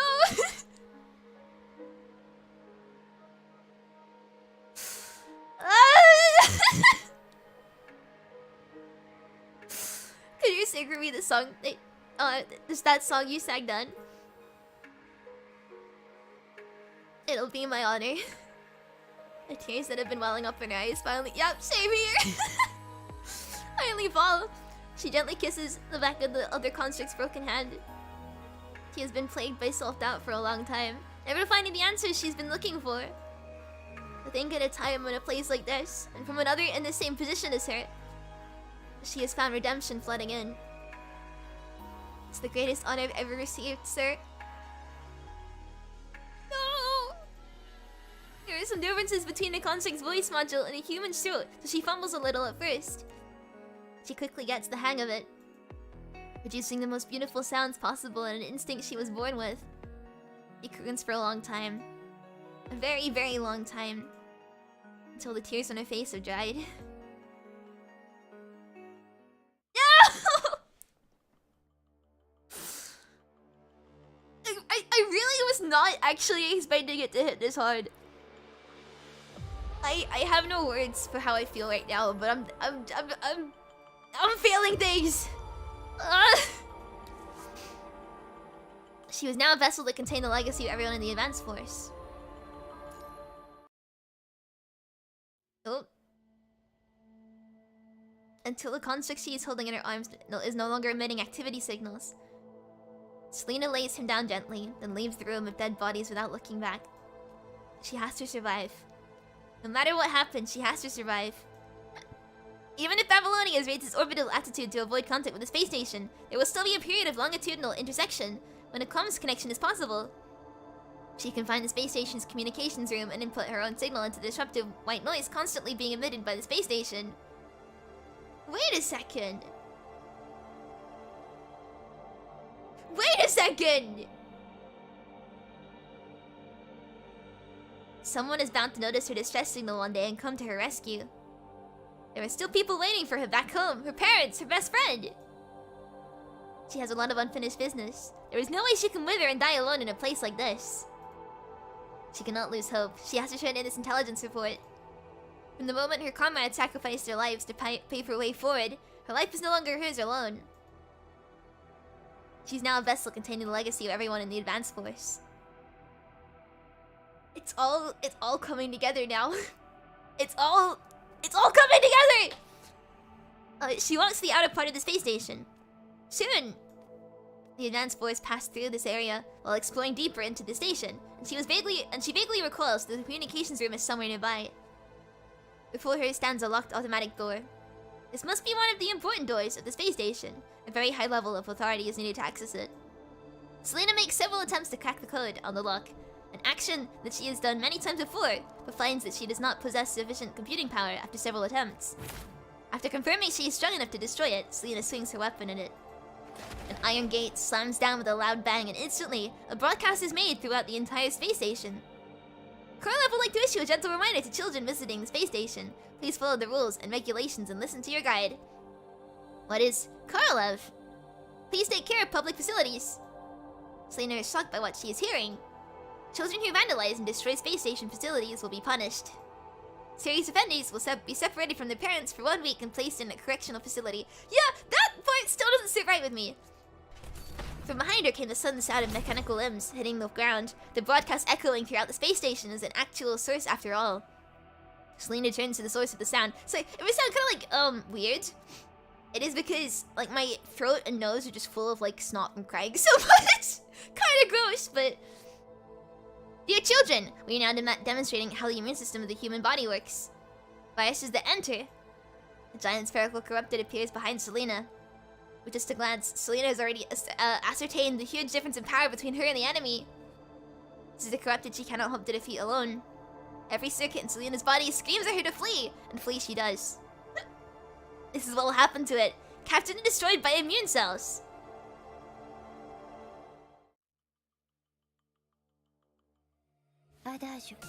Alright, let's go. I need to leave this place as soon as possible. Must not let Korolev find me. I must bring the shard back to Babyloni just a little bit longer. I must stay strong until the last moment. I'm really shaking. Right, how do we play again? Any pre-ping on blue. And that applies solo. Oh, I actually hear cello music. That's really pretty. Let's play device. Eh? Oh, this thing. Ignore me! I'm stupid. Is this a terminal to control the electronic lock? Operating. Great, my computing power can open it. Whee! Here we go. Can we time on these things? Alright. Ah, she's so cool! Sorry, I'm just... She's so cool. The door is closed. Safe at last. Where am I? No, I don't trust that I'm safe. I don't like how it's shaking. I don't trust that I'm safe. Immune cell has found a germ. I don't trust that I'm safe! Korolev would like to issue a gentle reminder to children visiting the space station. Please follow the rules and regulations and listen to your guide. Children who fail to follow the instructions will be threatened as invading germs. Or treated as invading germs. Next I shall demonstrate how an immune cell captures and destroys the invading germs. Oh god! Big laser! Big laser! Okay, cool. Big lasers we should avoid. Oh god! Okay, right, he does big damage. Cool, that's not good. No! Why is he not so... Okay, right, we're gonna have to probably redo this multiple times. Oh, I used them up way too fast. Whoops. Oh god, I'm not doing good. Okay, that's supposed to happen. Okay, I was so worried for a second. No matter where she hides, the corrupted called Korolev is always hot on her trail and always finds her. He tries fighting but fails miserably, convincing her that she has no hope of defeating an enemy like this. Eventually, she somehow coincidentally finds herself in the place she was looking for, the communications room. Inside the communications room, the strenuous movements have caused Selena's vital fluids to seep out of every opening. She can feel her body, which is already approaching its limit, is about to fall apart. Oh no. She musters her remaining strength to barricade the entrance with what she can find and staggers over to the communication station. Oh wait, I tabbed out the game. Whoops. Access granted. Thank goodness. There is, however, no joy in those words. Oh, well, I shouldn't have said them so joyously then. The giant corrupted is frenziedly slamming against the barricade. Is this the end of the road for me? In her hurry, she can only load the data she is subconsciously most familiar with into the space station's disruptive signal. If Isla gets this, she'll definitely understand it. Well, I mean, she did, so it worked. Selena smiles bitterly. If it is her best friend. Isla! I'm sorry. No! A huge voice sends a barricade flying as Korolev steps into the narrow compartment. In the time she takes to prepare for battle, Korolev manages to cover the distance between them. Her weapon snaps under the impact of Korolev's attack. There is a loud bang as Korolev hurls Selena against the wall. Korolev does not give her time to catch her breath and slams his robotic arm down into her back. The robot is not small, but it sure is nimble. When visiting the space station, please follow the rules and regulations and listen to your guide. Children who vandalize and destroy space station facilities will be punished. I finally got you. You're a very disobedient child. Not only have you vandalized the facilities, you've also stolen valuable public property. Come on, return what you stole to Korolev. A child who owns up to their mistakes is a good child. What is the goal of this corrupted? She glances down at the geometric core shard in her hands. No, this is one thing I can never hand over to you. Selena started to struggle again, and with her final desperate burst, she managed to shake up the AI robot off her. Taking advantage of the robot's attempt to stabilize itself on its robotic legs, she dodged to the corner of the room. I must protect the shard. This came at the cost of the entire dance force's sacrifice. What should I do? Korolev is blocking the entrance, and her weapon has been destroyed. It's a desperate situation with no chances of survival. At the very least, I must. Selena's eyes narrow. In an instant, she turns the pointy end of the shard towards her chest. What? It stabs it straight in! A child who doesn't own up to their mistakes is a naughty child. Korolev, who had regained its balance, looked at Selena, who had the shard hidden in her chest. It charged towards her, once again crushing her left arm with its own. The item you stole, where did you hide it? Pain signals flooded Selena's mind. Ah! Are you the space station's AI? Being a corrupted, it obviously was not able to answer her. To have become what you are, it's truly tragic. Korolev has always been like this. What are you talking about? You're just a puppet of the punishing virus. The corrupted before her was supposed to be the guidance AI of the space station. To make it more approachable to children, its words and actions were programmed to be as innocent as those of a child. The robotic arm pinning her down even bears childish graffiti left by children who used to visit. And now it is nothing more than a killing machine. A good child doesn't gossip about others. But Korolev is forgiving. Just hand it over. If you don't, Korolev will activate punishing mode. According to the rules and regulations of the space station, Korolev has the right to use minimal levels of violence on children! Not even I would. I don't like children, but not even I would do that. And besides, I don't think big laser is minimal levels of violence. But, you know, what do I know? Selena observes it calmly. What's the matter? Why aren't you moving?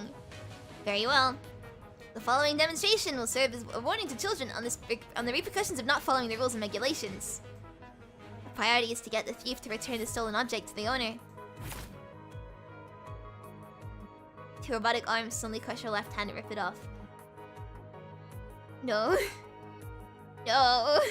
The pain from having her arm ripped off is so great that Selena could not stop herself from crying out. She cannot think. It looks like the thief didn't hide the item in her left hand. No, no! No, no, no, no, no! Don't tell me he's gonna literally disassemble her! No! No! Then let's take a look at another body part. No!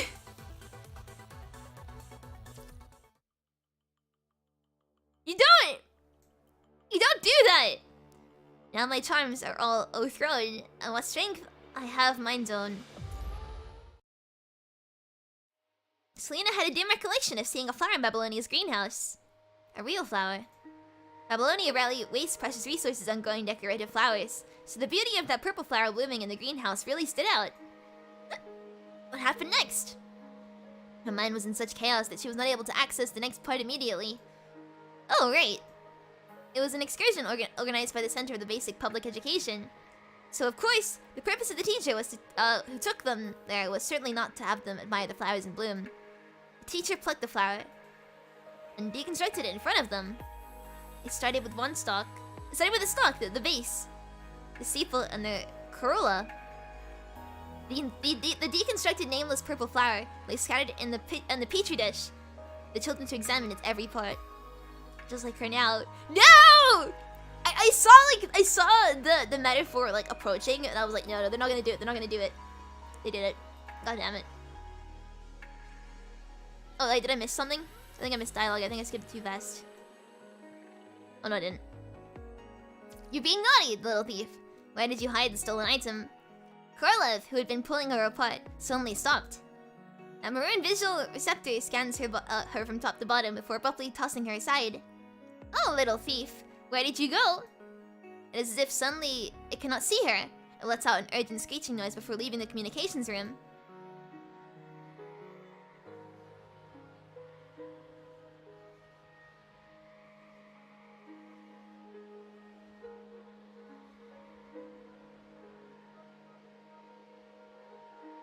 She didn't deserve this.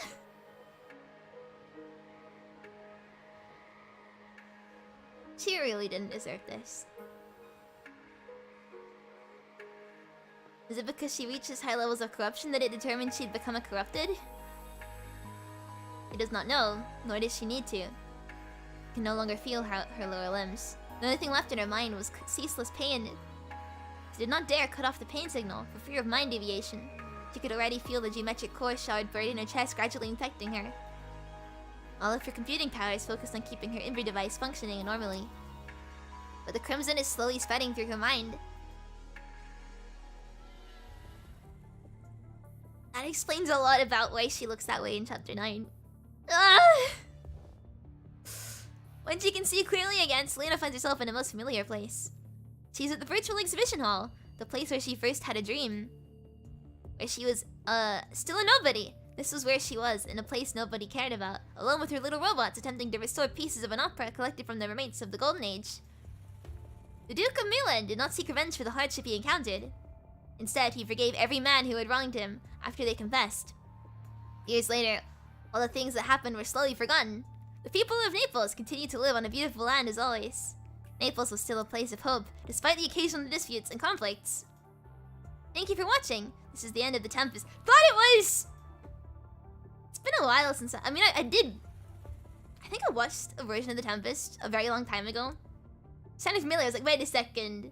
But then it's also named the chapter, so I probably could have guessed that. Well, what's wrong, Isla? Is there something wrong with it? No, Selena. Your operas are exciting as always. So what exactly is the issue, Isla?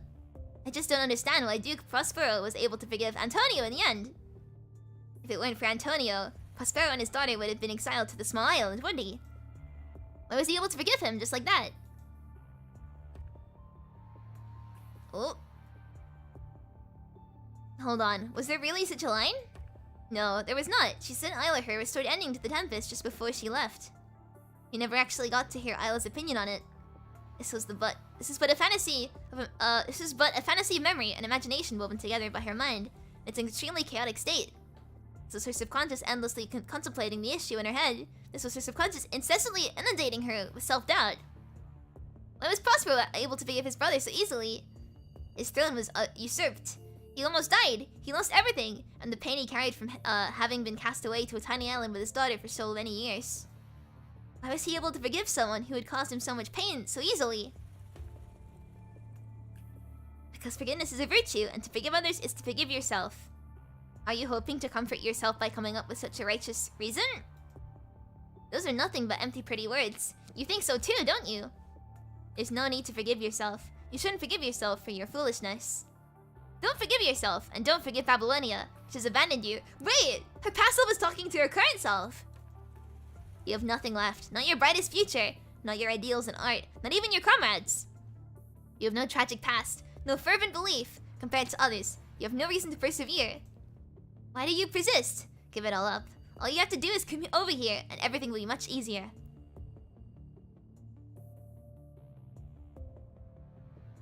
She is right. Looking holistically at the steps she has taken, her actions seem so paltry and feeble. Most of what she has done in persistence of her naivety. It was all completely meaningless. She was just an utterly ordinary girl. She could not understand what it was that had caused her to persevere to this point. No, it's not like that.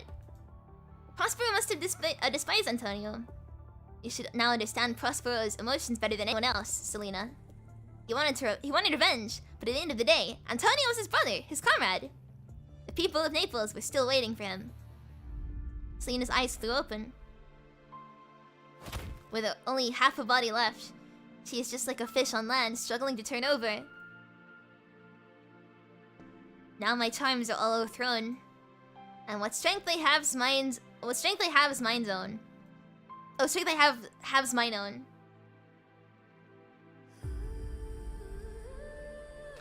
With only half of her arm left, she uses her fingers to effortfully inch forward. Her broken figure is striving to crawl forward. She's most faint. Now 'tis true. I must be here confined by you. Or sent to Naples, let me not. Crack, her fingers give way. No! So she opens her mouth and uses her teeth to pull herself forward. Since I am my due comgot, and pardons the deceiver dwell, in this fair island by your spell.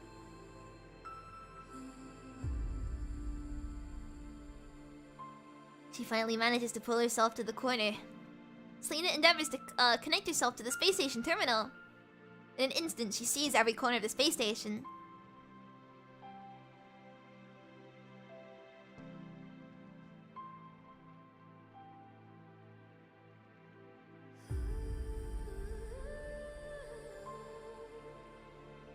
Song isn't helping! She sees the area's bloodbaths where the advanced force took place, and where the geometric core is. Her mind sees everything all at once with unparalleled clarity. It's then that she understands the truth of it all. The punishing virus started off by infecting the gravitational control core, wreaking havoc with the gravity in the space station. The powerful suction force swept the punishing virus in the area into the gravitational core. The convergence of such large quantity of the virus gave rise to the hetero core, the thing that took over the gravitational core. That information alone is enough to change the course of the war, and she has to deliver it together with the hetero core shard in her chest back to Babylonia. The only thing to do now is to wait very patiently. Release me from my bands. With the help of your good hands, gentle breath of yours, my sails must fill or else my project fails. She is not aware of how much time has passed. It may have been a long time, or merely a second. The space station, which has been quiet all this time, is welcoming another group of guests. There's a group calling themselves the Grey Raven, who work so well together! It's like they can read each other's minds, and with them is a familiar pink figure. Selena's mind, which was shattered by what she had experienced, pieces itself together on seeing that girl. Isla! Construct, which has been pushing herself for years, finally closes her eyes. No! Which was to please. Now I want spirits to enforce, art to enchant. And my ending is despair, unless I be relieved by prayer. Which pierces so that it may assault mercy itself and frees all my faults.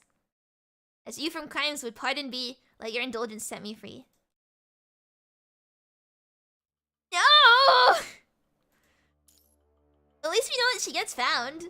At least I have that going for me. That makes me feel a little bit better. God does a human form display to those who dwell in realms of. Is it like, what is it called? Is this iambic pentameter or like? Wait, I think it's iambic pentameter. It's difficult to read. God does a human form display to those who dwell in realms of day. How much time has passed? What is the world outside like now? What am I doing? She has lost all her memories. She's even close to forgetting who she is.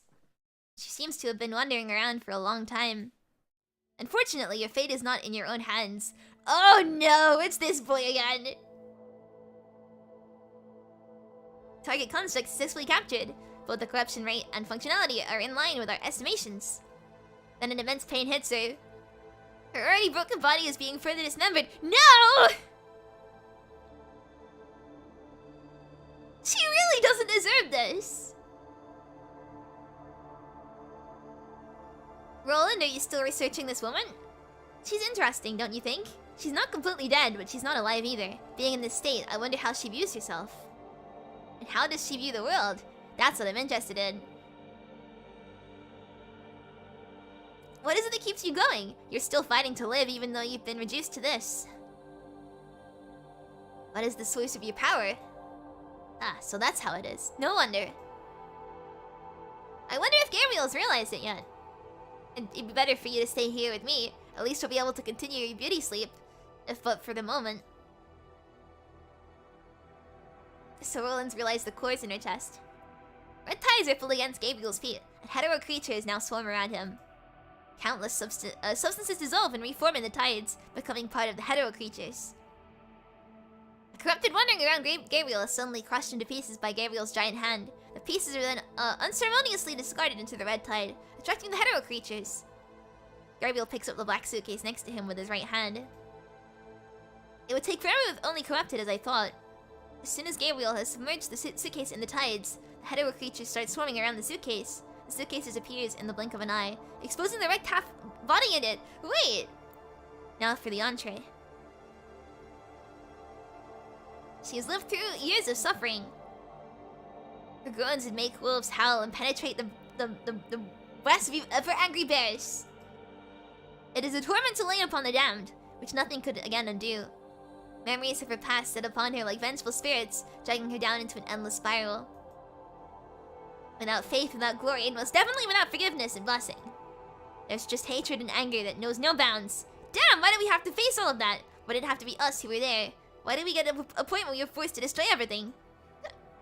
I'm sorry we couldn't get you out, but Selena, the shard you're carrying may be a critical key and you must get it back to Babylonia, no matter what the cost. Gabriel's cooking class? No. No. Everyone she'd ever met before, one after another. Eventually, there is a scarlet wave washes over them, and everything freezes. A person looking exactly like her stands on top of the red tide. What are you holding on for? You can't even remember who you are anymore. What you love has been scorned by others. A promise is all that's keeping you going. But then again, it's been so long. Who would still remember that promise? You can hate all who abandoned you. You can rage at what's happened to you. You have every right. Come, join me in slumber here. Oh. Before that, I always thought when humans died, there was nothing left. When a construct is broken, they're just scrap metal. No one remembers. I thought no one would care, but you sang for him. That was the most beautiful voice I've ever heard in my entire life. It's naivety, but it was truly beautiful. If everything was really like that, how nice would that be? Oh. No! What I love has never been scorned. It was never others who scorned it, but myself. Selena shakes her head, then turns her back on the figure and walks in the opposite direction. Only a deeper hell awaits you down that path. I know. Selena does not look back. She has said there was no reason to keep fighting, but she knows better than anyone of the three beasts lurking in her heart. Dante? What's Dante doing here? Dante put them behind him as he advanced into hell and purgatory. Well, she brought them along with her to this place. Now they cry, scratch, and roar wildly, struggling to break free. From what she believes in, for what she loves. She'll use her claws if she loses her legs. She'll use her fangs if her claws break. It does not matter how undignified, how disgraceful, or how ugly she looks. She has to live on. She will try.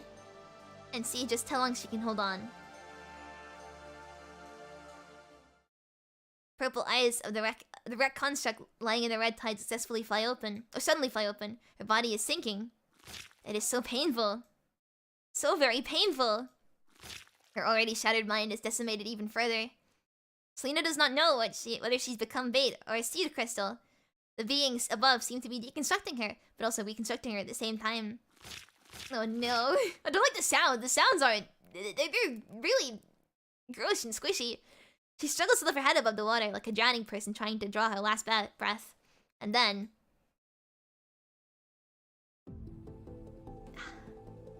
she saw stars. Numerous stars in the sky. In that moment, her mind, which had been constantly battered, became unusually calm. Her eyes take in the stars, which are changing into breathtaking star trails. The moon is on the other end, shining brilliantly. So, is she on Earth? It is so beautiful. I wish Isla could see this. No! Who is Isla? No! No! No! No! What do you mean, who is Isla? What do you mean, who is Isla? The corners of Selena's mouth turn upward as those contradictory thoughts run through her head. And then she is completely submerged by the red tide. No. Some are born to sweet delight. Some are born to endless night. For those poor souls who dwell in night, God appears and God is light. To those who dwell in realms of day, it does a human form display.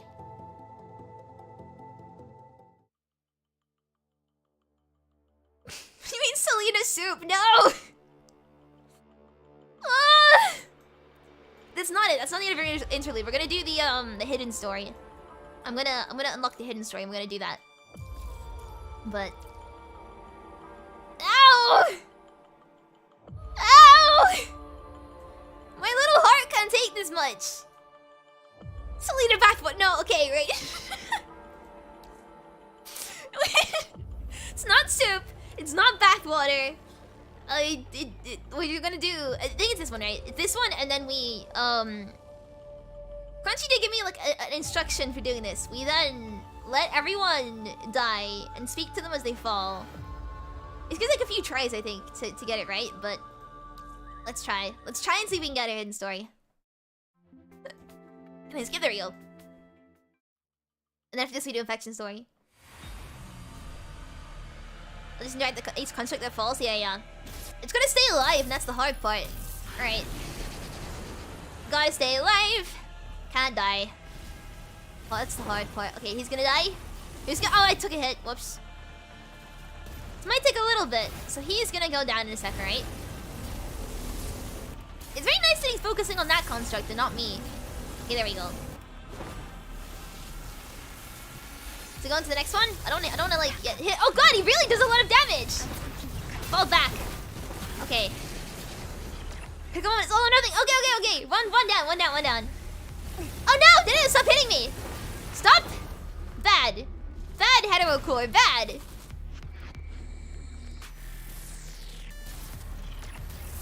Construct is falling. Cool. Turn over.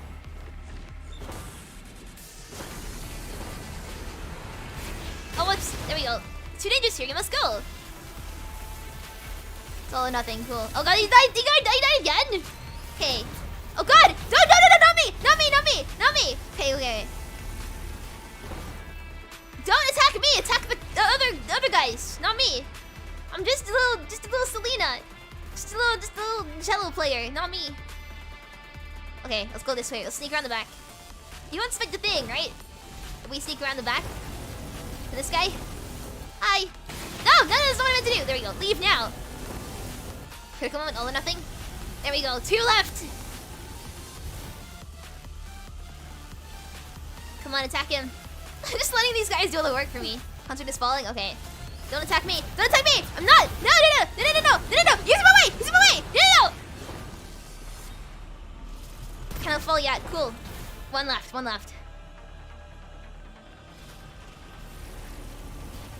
Come on, die already.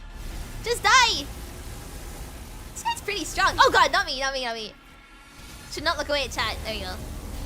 Easy! Sorry for sacrificing you all. Sorry, just making guess. Oh, I'm counting on you. Okay. Got a shard sample. Kill me! Come on! He doesn't need to kill me now, right? Oh, why are you doing like this sad face? No, this is good. Everyone's dead, so that's kind of good. Anyway, kill me, please.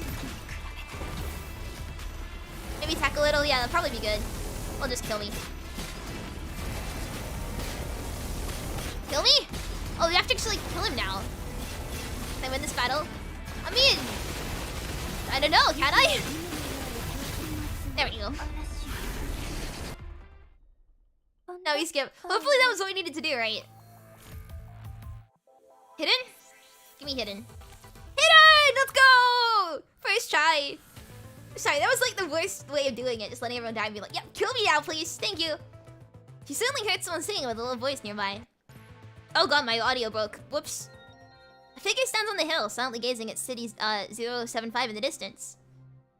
The ruined city is host to a large number of red punishing crystal clusters that erupted from the ground, giving the impression of a giant tombstone. She stares at it for a long time. A melodious hymn carried on the winds reaches her ears and breaking her chain of thought. Ooh. It's the whale song. It is long and mournful, like a whale singing for help. She looks into the direction of the voice. What she sees is a dead barren land. She thinks about it for a moment, then starts heading in the direction of the voice. Huh? Was that it?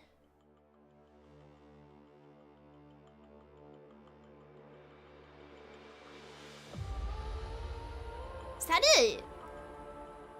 Sorry, why am I saying spoiler? Huh? Defeat Siren first? Okay. I think that's Echo Aria. Cool. Right. Affection story now? New Echo Aria. Okay. Defeat Siren first. Okay, well, I guess I'll learn more about that later. I'm not gonna do Echo Aria. No, oh wait, oh no, Leo's gonna headbutt me! Leo's gonna headbutt, I forgot, no! Oh, we doing affection story now? Do Echo Aria. No, it's affection story,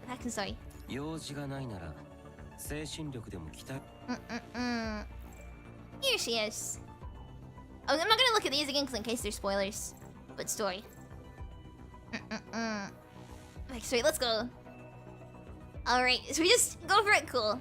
Time to make her happy. Wait, where's number one? Oh, here's number one. I was so worried, I was like, wait, there's only two. Okay. I'm gonna make her happy now. Oh, dear stranger. I know you might be confused seeing this in your mailbox. You're not, if you're too busy with work and have no time for stuff like this, feel free to toss this letter into the trash. But if you do happen to have some free time or looking for a way to kill time, please consider flipping over to page 2. Huh? What's this? On a random day, you receive a letter from a stranger in your personal mailbox. Most people in this day and age wouldn't send handwritten letters unless it was a confidential document. For one, it's a waste of resources, and for another, it's not instantaneous. But this letter clearly isn't of the confidential sort. The royal blue ink, the soft smooth sheet, the elegant cursive letters, and the faintly woody scent of powder. It is all too exquisite and meticulous, almost as if it were a message from another world. Letters have almost been completely replaced by comms in this era. A formal letter like this is exceedingly rare, and only glimpsed in movies and filmed in the previous century. Who would use such an antique way of communication? Feeling confused, you slowly flip over to the next page. Ooh. I'm glad you're reading this line. This means this letter hasn't ended up crushed in the trash can. Aww. Please don't get me wrong, this is not a prank. Truth be told, I'm looking for a pen pal. I'm not sure if you know what a pen pal is. I only learned of it recently when I saw it in a book from the Center of Basic Public Education's library. Basically, pen pals build a friendship by writing letters to each other. Aww. People say that, a long time ago, before the information age arrived, people would write letters to communicate across vast distances. Perhaps you might think such an inefficient and costly way of communicating is tedious and a waste of time. But when I saw this method, it just seemed so... The next word was crossed out several times, and it was obvious the writer was weighing the words over and over. Romantic! Aww! Romantic, yes, that's right. It's a type of romance that we lack in this era.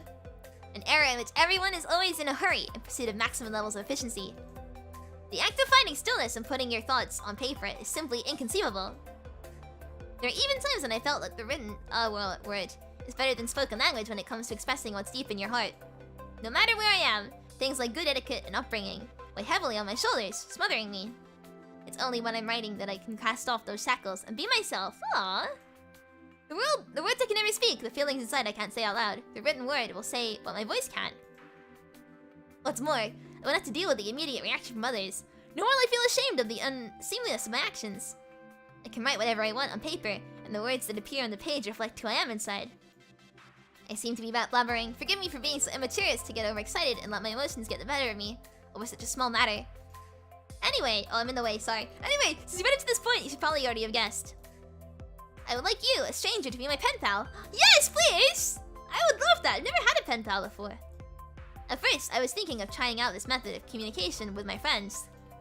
But I came to realize that it was too deliberate, making it more awkward than it should be.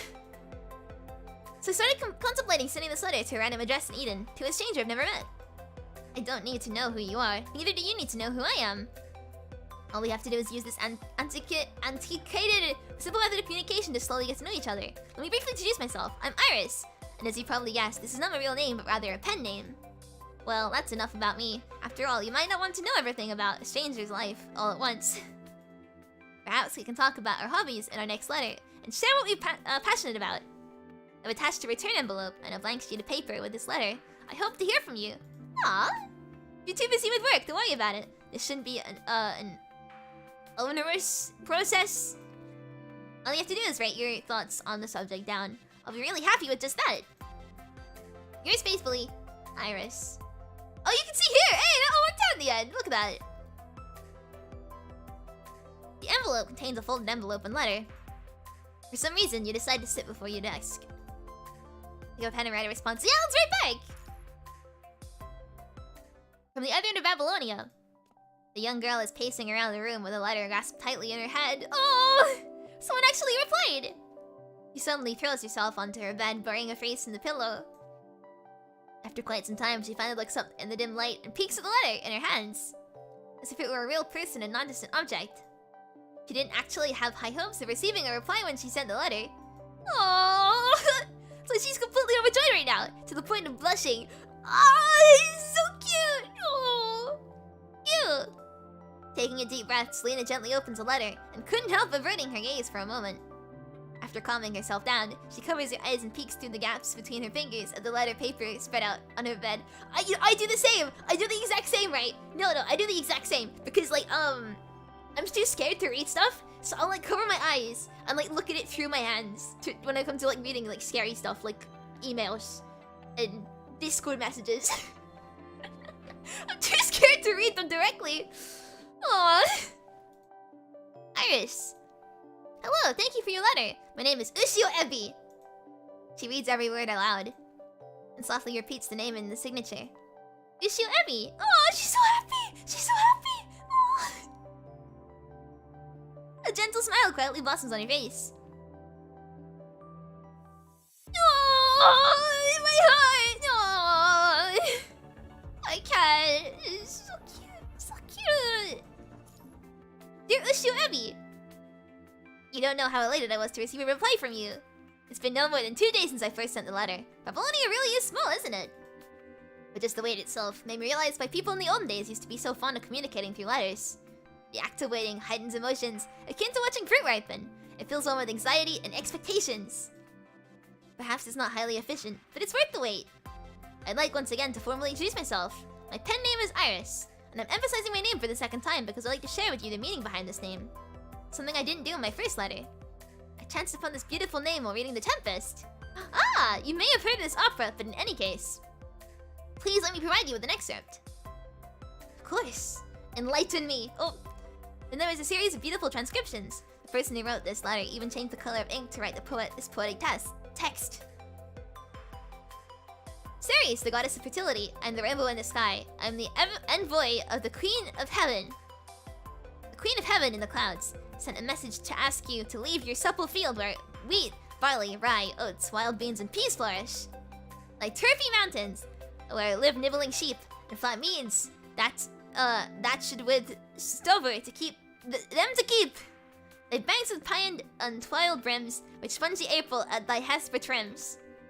Make cold nymphs chaste clowns, and thy broom groves, whose shadow the dismissed bachelor loves. Being last born, thy pool-clipped vineyard, and thy sea marsh, sterile and rocky hard, where thou thyself dost err. Queen of the sky, whose watery arch and messenger am I. Birds thee leave these, and with her sovereign grace, here on this grass plot in this very place, the common sport, her peacocks fly amain, approach, rich stories and her to entertain. Writing here now, even the pen tip and pressure have become more soft. These lines are from the Tempest. Iris is the goddess of the rainbow and the emissary of the gods. The rainbow bridges heaven and earth. It conveys people's joys and sorrows to the gods and spreads their gospel to the world. I'm fascinated by the things that Iris symbolizes, as well as by the stanza itself. I've never seen the things it mentions, so I keep fantasizing about them and imagining what they're like. If their names are already so perfect, imagine how beautiful they will be in real life. Oh. Suddenly, with a turn of the pen... My apologies, I'm rambling on about my interest again. This has always been a bad habit of mine, or at least, that's what my parents often say. Well, your parents are mean! Your parents are really mean to you! I just want to share what I lost most with you. I love operas. I love the stuff that exists only in stories and in imagination. And what about you? What is it that you love? We. I mean, what? I didn't say that!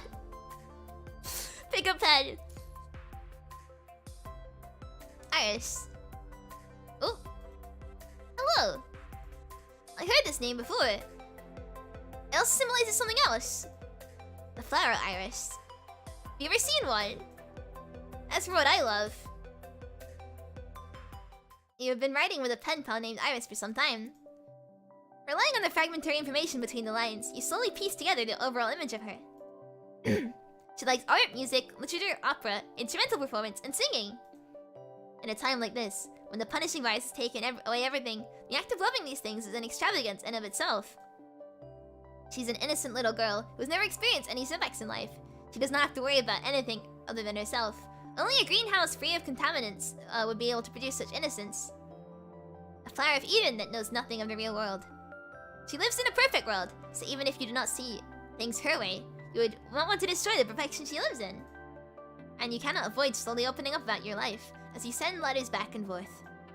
You have started asking and answering each other's questions in those letters. In your last letter, you mentioned the words, like, FOS. Later, I went back to learn more about it. One second, I need to cough. One sec. Alright, I'll whisper water as well. Hippie noise is cute! Aw, I'm glad. One second.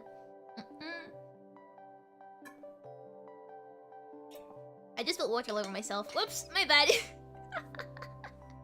Alright. In your last letter, you mentioned... Okay, we already read this. Oh god. My hiccups are getting worse. With all due respect, Ushio Ebi, were you a student at FOS Military Command College? Are you a soldier? Your writing is very special, sharp, beautiful, and full of power. That's why I have this speculation. As your writing suggests, you certainly have a strong will. I hope to become just like you, so resolute and determined. Let's talk about me then. I don't have my life planned out. But it's said that on turning 18, every resident of Eden will be allocated a suitable job by Gestalt. I've been thinking about what kind of person I want to become. If I do nothing, and go along with Gestalt's affinity and suitability matching data, letting it determine my future, my life would probably be very dull. As mentioned previously, I love operas. Using the libretto and music to convey your inner world to others. I feel that it's an especially meaningful endeavor. What do you think? I don't like that I'm covering some of it. She's so wholesome though. Your letters have not been especially frequent. Sometimes you get one a week, sometimes one the entire month. There have been times when you receive a letter and forget to reply until much later. In any case, the letters between Iris and you have never stopped. Like an hourglass, the grains of time keep slipping by, and recently, the innocent little girl has been showing greater maturity. You have begun to grow ever closer. Aww. Despite this, Iris has never overstepped the boundaries. One could argue that you were close, but then again, you've never met. One could also argue that you were not close, but then again, being pen pals, you know each other's deepest secrets. One day, Iris started sending gifts along with her letters. Gifts?! No way! They were generally trinkets. Aww. A teacher at the Center of Basic Public Education took us to the greenhouse today. No. No. No. No. No. No. No. No. We're not. No. No, thank you. In a sense, it was to provide hands-on education and understanding the makeup of plants. No! It was my first time seeing such vibrant flowers in bloom, and in that moment, all I could think of was how true that line was. God expects answers for the flowers he sends us, not for the sun and the earth. Oh yes, and among those flowers was a purple one that was exceedingly beautiful! Don't you dare! No! No! No! It might have been an iris. That makes it worse. That makes it worse! A flower that you previously mentioned. It was my first time seeing something so beautiful. My teacher plucked that flower and deconstructed it so we could understand what was inside. Its remnants were scattered in the petri dish for us to observe. And looking at it, I lost my desire to learn more. I just felt lost and miserable. Although from a logical perspective, the flower had fulfilled its purpose. We had maximized the benefits gained from its existence, and I suppose nothing good came out of it.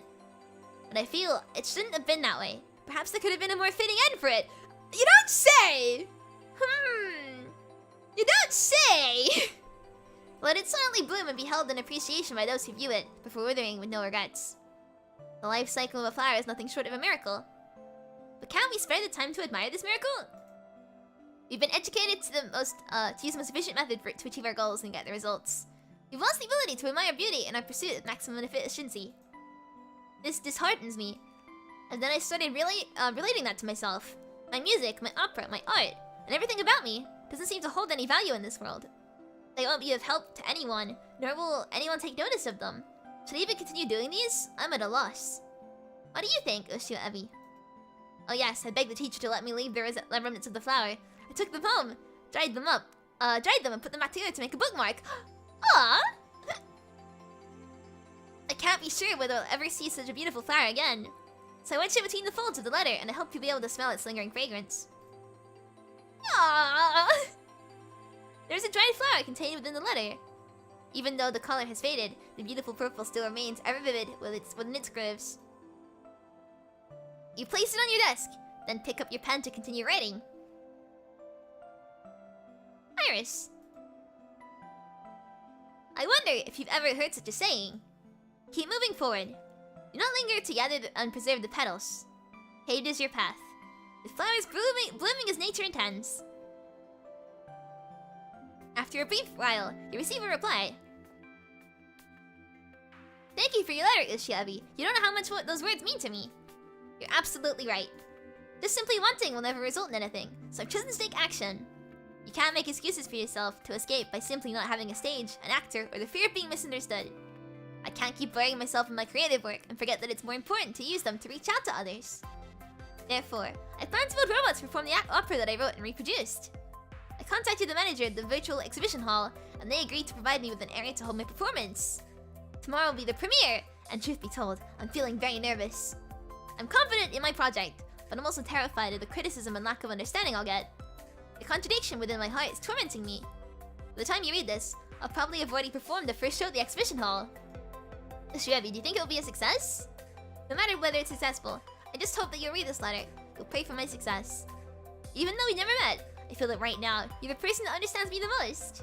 Aww. Phew, the letter is sent. She then looks at the robot beside her. Time to fight my battle. She closes her eyes and looks resolutely at the exhibition hall. My dearest Ushio Ebi, we're dearest now. Aww. I don't know how to express my inner joy with you. Only at this moment, I think these words lack in tenor. I keep imagining that if you were to be standing in front of me at this moment, I would hug you and share my happiness with you. Aww. Such elegant writing, like a soaring dragon and dancing phoenix etched within the paper, so warmly proclaims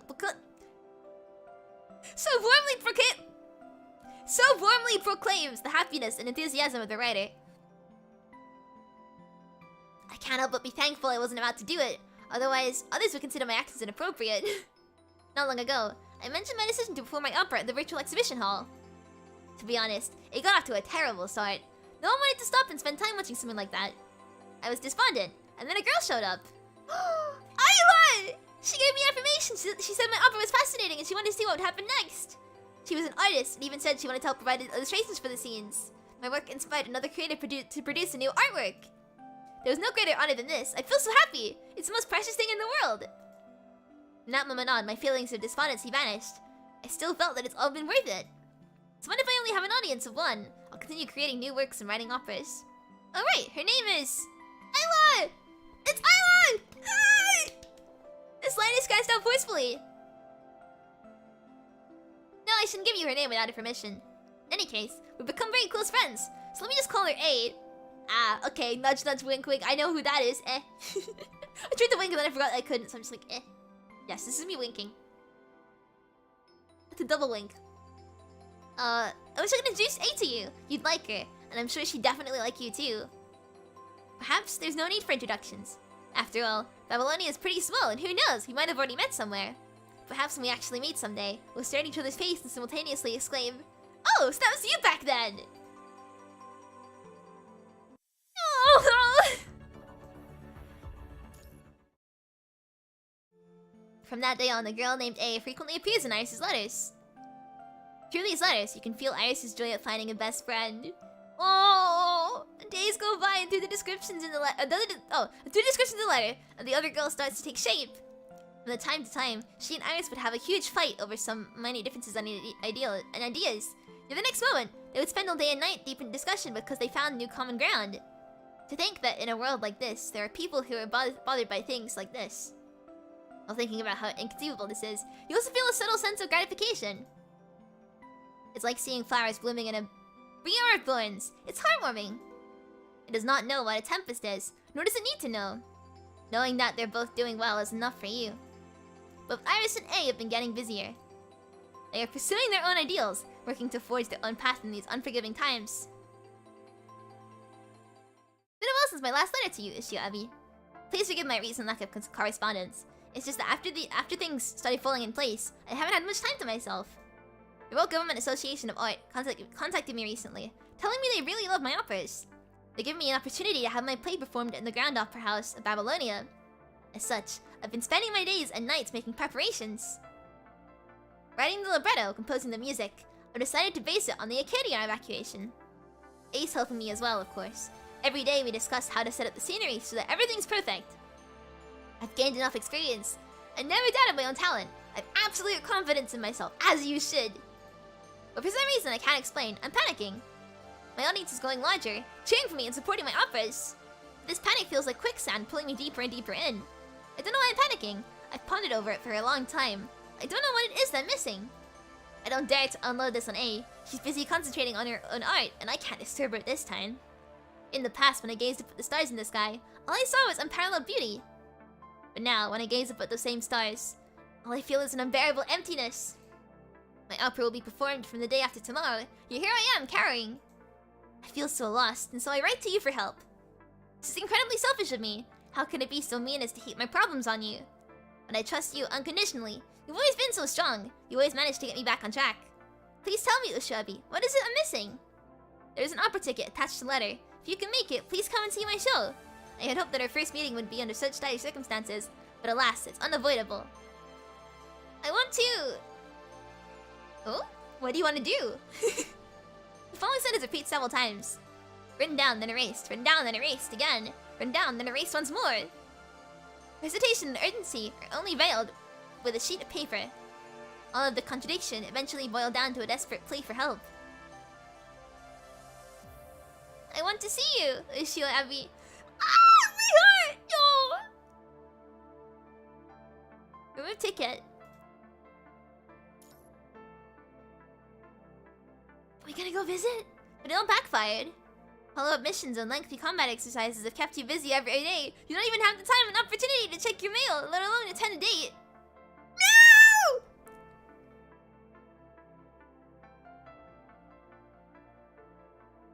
We couldn't visit her? No! No! What do you mean we couldn't visit her? No! She deserves better from us. She deserves this from us too. No! We should have been there for her. Another month passes in the blink of an eye. You open your mailbox to find it stuffed in full of letters. They are all from Iris. You open each one carefully, reading through.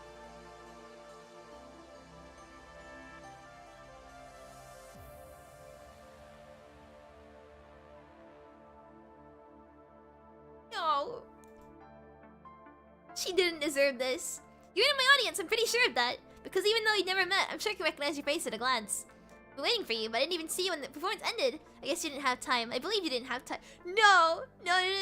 You're a soldier, so it must have been something you had no say in. That's what I tell myself. Although I must admit, I was dismayed. I'm really glad you didn't come to see the opera. Such a novice attempt, so much that I wouldn't feel comfortable showing it to you. Had you seen it, you would have been disappointed in me. No! After the performance ended, I found the reason for my panic. Using the libretto and music to convey your inner rights for others, I feel that it's an especially meaningful endeavor. Seemed to have written this in one of my previous letters, didn't I? I'm in such a hurry that I ended up becoming the type of person I used to dislike. Along the way, I'd somehow lost sight of my ideals and my dreams. I stopped examining every libretto I wrote, and my arrogance hurt others. This pains me. A long time ago, I felt Babylonia was such a small place. So much that sending letters never took more than a day. Now more than ever, I realize why it's so small. It comes across as comfortable and cozy because I've been a frog in a well. From my limited perspective, I depicted a ridiculous representation of the world and actually thought it was the real thing. If I want to capture the real world on canvas and create real art, I shouldn't stay here. Only the experience of hell can exercise the power to create heaven. Only through the blood of the fingers can the world pop into existence. Someone once said that. I strongly believe this, and so I've made the biggest decision of my life. I wish you could be physically here with me and listen to me telling you this, and then, just as always, tell me what I should do. But this time, I can't wait any longer. This is my decision and my responsibility to bear. I can't push them to you. Waiting is no longer a pleasant experience, but a torture. Do not linger to gather flowers to keep them, but walk on, for flowers will keep themselves blooming all your way. You once told me that. I'm moving forward. No! Are we being broken up with as a pen pal? No! Perhaps this will be the last letter. This isn't, well, the next time I send you a letter, it'll be a brand new me. He's becoming a construct. Yo. I believe there'll be a day when we meet. That I'm sure. I've attached a pen with this letter. This is the pen I've been using all this while. I've clutched it all day and night, contemplating how best to write you this letter. When you use it, it'll be as if I was holding your hand close to my heart. Yours faithfully, Iris. This letter is like a final farewell. Almost immediately, you pick up her pen and begin to write a reply. Iris. Art is the gentlest way of safeguarding the human soul. You might doubt yourself now. Don't turn your back to everything. When did I become so full of wisdom? Being able to endure this hardship has made you all the more radiant. You'll meet someday. People are saying don't do 6? Okay, we won't do 6, we'll do 5, then we won't do 6. What? She did not deserve any of this. She really didn't. We won't do 6, we'll do 5. Oh wait, which one's... Yeah, 5 and then not 6. I'll save 6 for after the Neko Aria main story. Many months later. Iris, who had vanished without a trace for a long time, finally sent another letter. So, I'm saying I won't do 6. 6 is not gonna happen. This is 5. We'll do 6 after Echo Aria's story, don't worry. My dear Ushio Ebi, never thought I'd have the chance to send you another letter. Thank you for your kind words. Even though I received it months after you sent it, my soul still got a modicum of comfort. There's something I have to tell you. I've become a construct. Ah, yeah. I mean, I was able to predict that from what she said, but... Yes, I chose to become a construct, and the whole process went smoothly. That's why I can still write to you like before. Given how things are, there's no need to hide this anymore. I joined WGAA's archaeological team. Becoming a construct has been an unbelievable experience. As if my perspective of the world has changed overnight. Sometimes I'm not even sure if the person I'm writing to is the same old me. Or the person writing to you is the same old me. Not long ago, I learned how to use a weapon in battle. I may be a support construct, but at least I'll have the strength to protect others now. I thought that by becoming a construct, I'll be able to fight in battle and partake in missions. Perhaps even meet you someday on the battlefield and use the same strength I have to protect you. But it seems this hasn't been the case. The archaeological team doesn't need to be on the front lines. Most of our time is spent investigating relics from human history, recycling and repairing them. But it's fine. I wouldn't feel comfortable meeting you while I'm still getting used to this body. I'd like to be my best self when I meet you, so please be patient. I have so much to tell you and words can no longer express these feelings. I wish to tell all of this to you in person. Actually, the World Government Association of Art is holding a ball next month. Would you be my dance partner? Yours sincerely, Iris? Oh.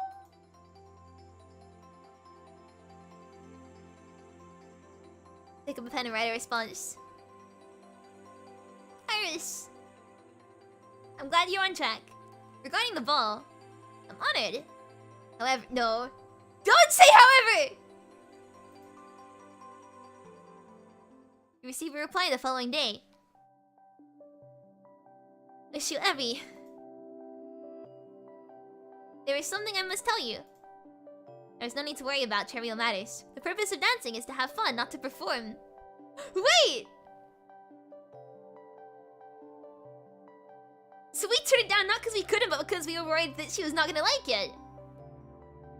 Besides, there's no one in this world who doesn't know how to dance. It all boils down to whether you're willing or not. As long as you're willing, no matter how much of a beginner you are, I'll be able to lead you through the perfect dance.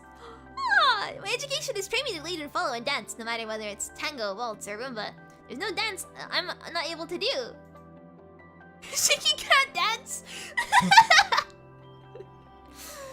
Perhaps I didn't have this strength before, but now it can easily follow you around. All you have to do is trust me, follow my moves, and it'll all go smoothly. And it's settled. This is the address. Don't stand me up again. I'll be waiting for you. I'll be wearing an iris behind my ear. You recognize me for sure. Time to meet has arrived. There are bright lights outside the WGAA. In the exquisite courtyard, there are groups of association members. There are constructs and humans alike. Standing for what feels like ages at the door, there is no sign of a girl with an iris pin behind her ear. Melodious orchestra filled the venue, playing a One Step Away classic tango song. Perhaps you really are one step away because the dance has ended and she still has not shown up. No. You open your mailbox and you are home. There was a letter that had just arrived. Open, take a look. Ushio Ebi! I'm sorry, I really am. President Allen has suddenly assigned me to a mission at a moment's notice. Babylonia is about to transit the space station's orbit. As a member of the archaeological team, I was appointed to retrieve intel on the space station. The situation is urgent. I'm leaving soon. I can't go to the dance. I wanted to break the news to you immediately, but I realized that other than your address, I don't have any way to contact you.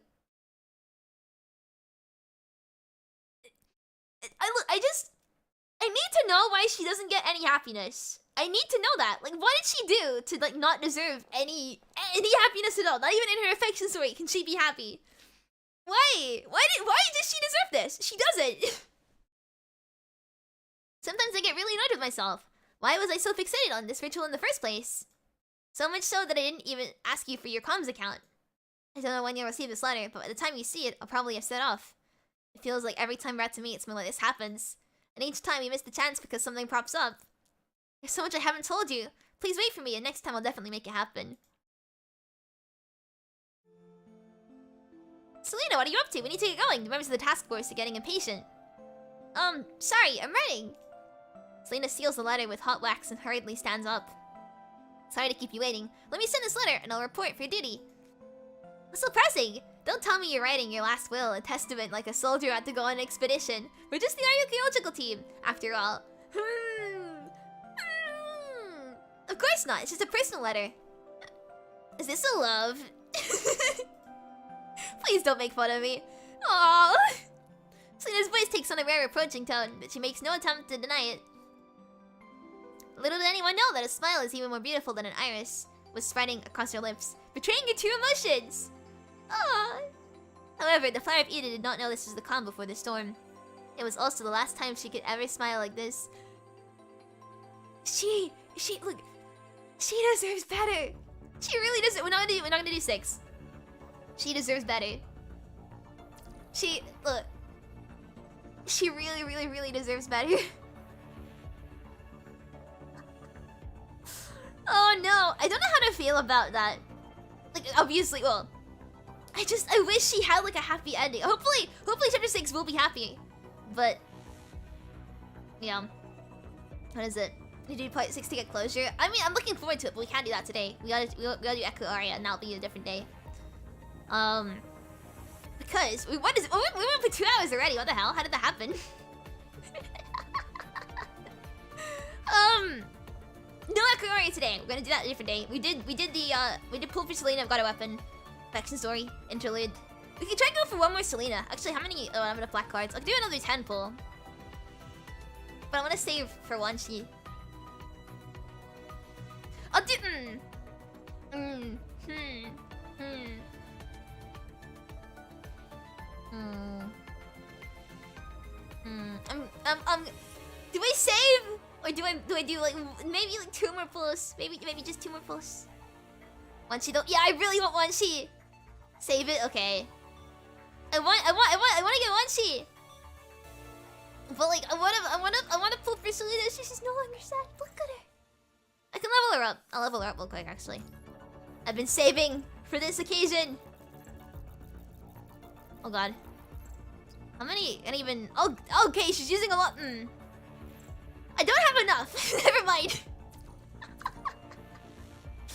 I will. Oh wait. Yeah, I gotta save once she's farmable. Yeah, but like, I don't care about that. I'm gonna try and get as many onesies as possible. Onesies when I'm gonna like properly go out and just get him to like SSS or something. I don't know. I need help. There's something about characters with white hair. I mean, this is supposed to be a Selena stream, but like, I just like, you don't understand. You don't understand. It looks really cool. I'm a really simple shrimp, right? I see a character with white hair, and I'm sold. I'm sold.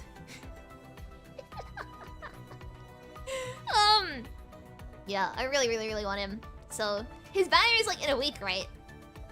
I need him so badly. Look at him. Anyway, sorry. Look, I'll get him when it's time. But, like I hope that Wanshi's story is not as depressing as Selena's, because oh boy, she deserves better. She really deserves better, and I hope the Faction Story 6 provides some closure for her. Let him sleep. Oh yeah, sorry. I'll stop shaking him. Okay. So, I didn't read out super chats today. What is it? Because I was too busy doing the story and stuff. Well, actually, I'm trying to think about the best way to wrap up the stream.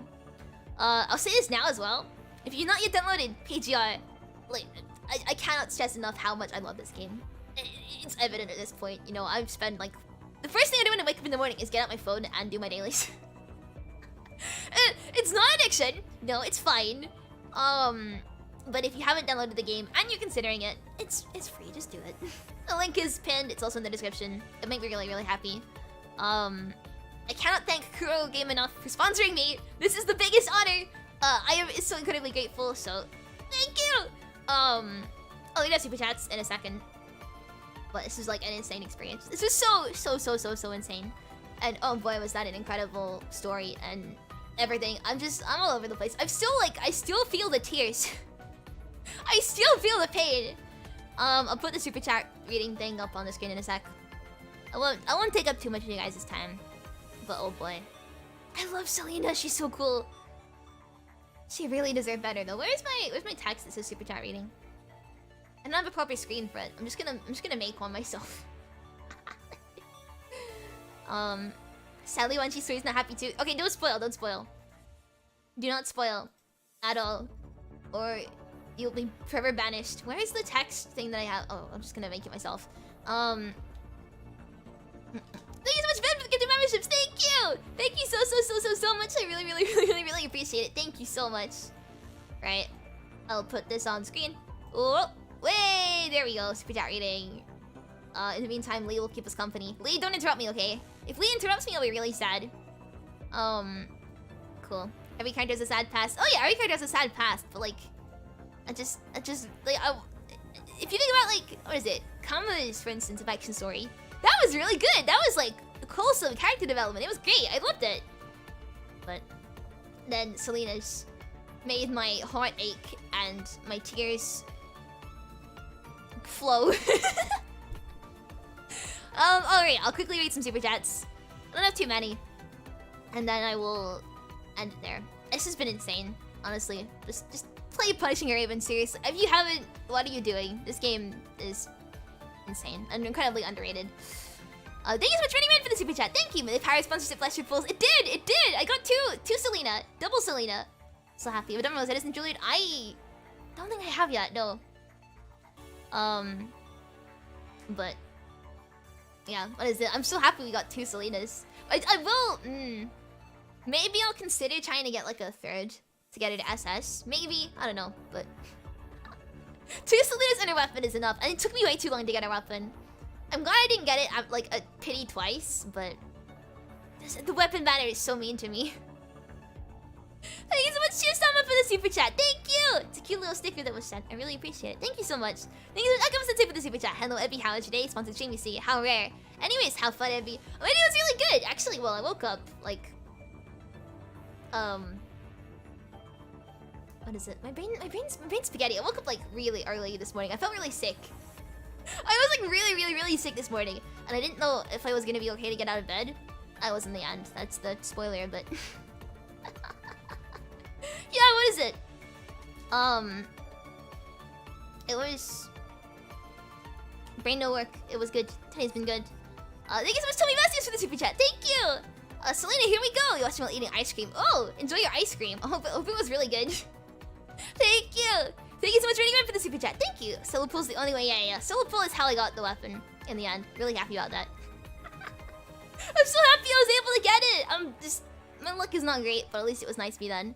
Thank you so much, Tommy Masters. My brain is spaghetti. Thank you so much, Tommy Masters, for the super chat again. You ate chocolate so you don't cry, but you still cry. Oh yeah, no, I was like really fighting back tears, and then when it came to like her singing, I let it all out. I couldn't hold myself back. I was so sad. Thank you so much, Akama-sensei, for the super chat. Thank you. Salute in the chat for the fallen soldiers. Yes, I did see so many people saluting. That was really wholesome. But I was not expecting to actually feel that. The title was a joke. I knew it was sad, but the title was a joke. I wasn't expecting to actually cry, and it got me way too much. Like that was really emotional. And thank you so much, Praise Boss, for the super chat. Thank you. The H in Selena stands for happiness. Yep. Yes, it does. Thank you so much. I really appreciate it. I think we're all caught up. I think that's everything done. I think on that note, I will end it here. I cannot thank you guys enough for watching and putting up with me and everything. This is insane. Thank you so much, everyone, for coming. I will see you guys. I don't know when I'll see you guys next. I'll be doing a Wanchi pulling stream. The next PGR stream will probably be sometime next week, doing the rest of the Echo Aria story. There'll be a Wanchi pulling stream when Wanchi comes out. So you can look forward to that, because I'll be doing the exact same thing that I did for Selena, but for Wanchi. And I'll see you guys then, I guess. But for now, I'm gonna go and probably lay down a little bit. Lee, wait. We need to do the ritual. Lee. Wait, where is it? Is it this one? No, which one is it? I forgot. This one! Yes, there we go! Thank you, Lee! Thank you! And yes, thank you so much once again, Kuro Game, for this opportunity. I'm so grateful. Please go download PGR if you haven't. I don't know why you wouldn't have, but if you're considering it, just do it. It's free. You can use it. You can do it on an emulator. There's no PC client. You can either emulate it or play it on your phone. It's worth it. It's really good. I'll see you guys soon, I guess. Then thank you so much for watching. Thank you so much for watching me cry as well. I'll see you guys whenever. If you're not yet subscribed as well, sorry, please consider subscribing. Please hit the video if you haven't already. Go download PGR. I'm a mess. I'm gonna go cry a little bit to myself. See you guys around. Good night. Or not good night. It's 3 p.m. Goodbye.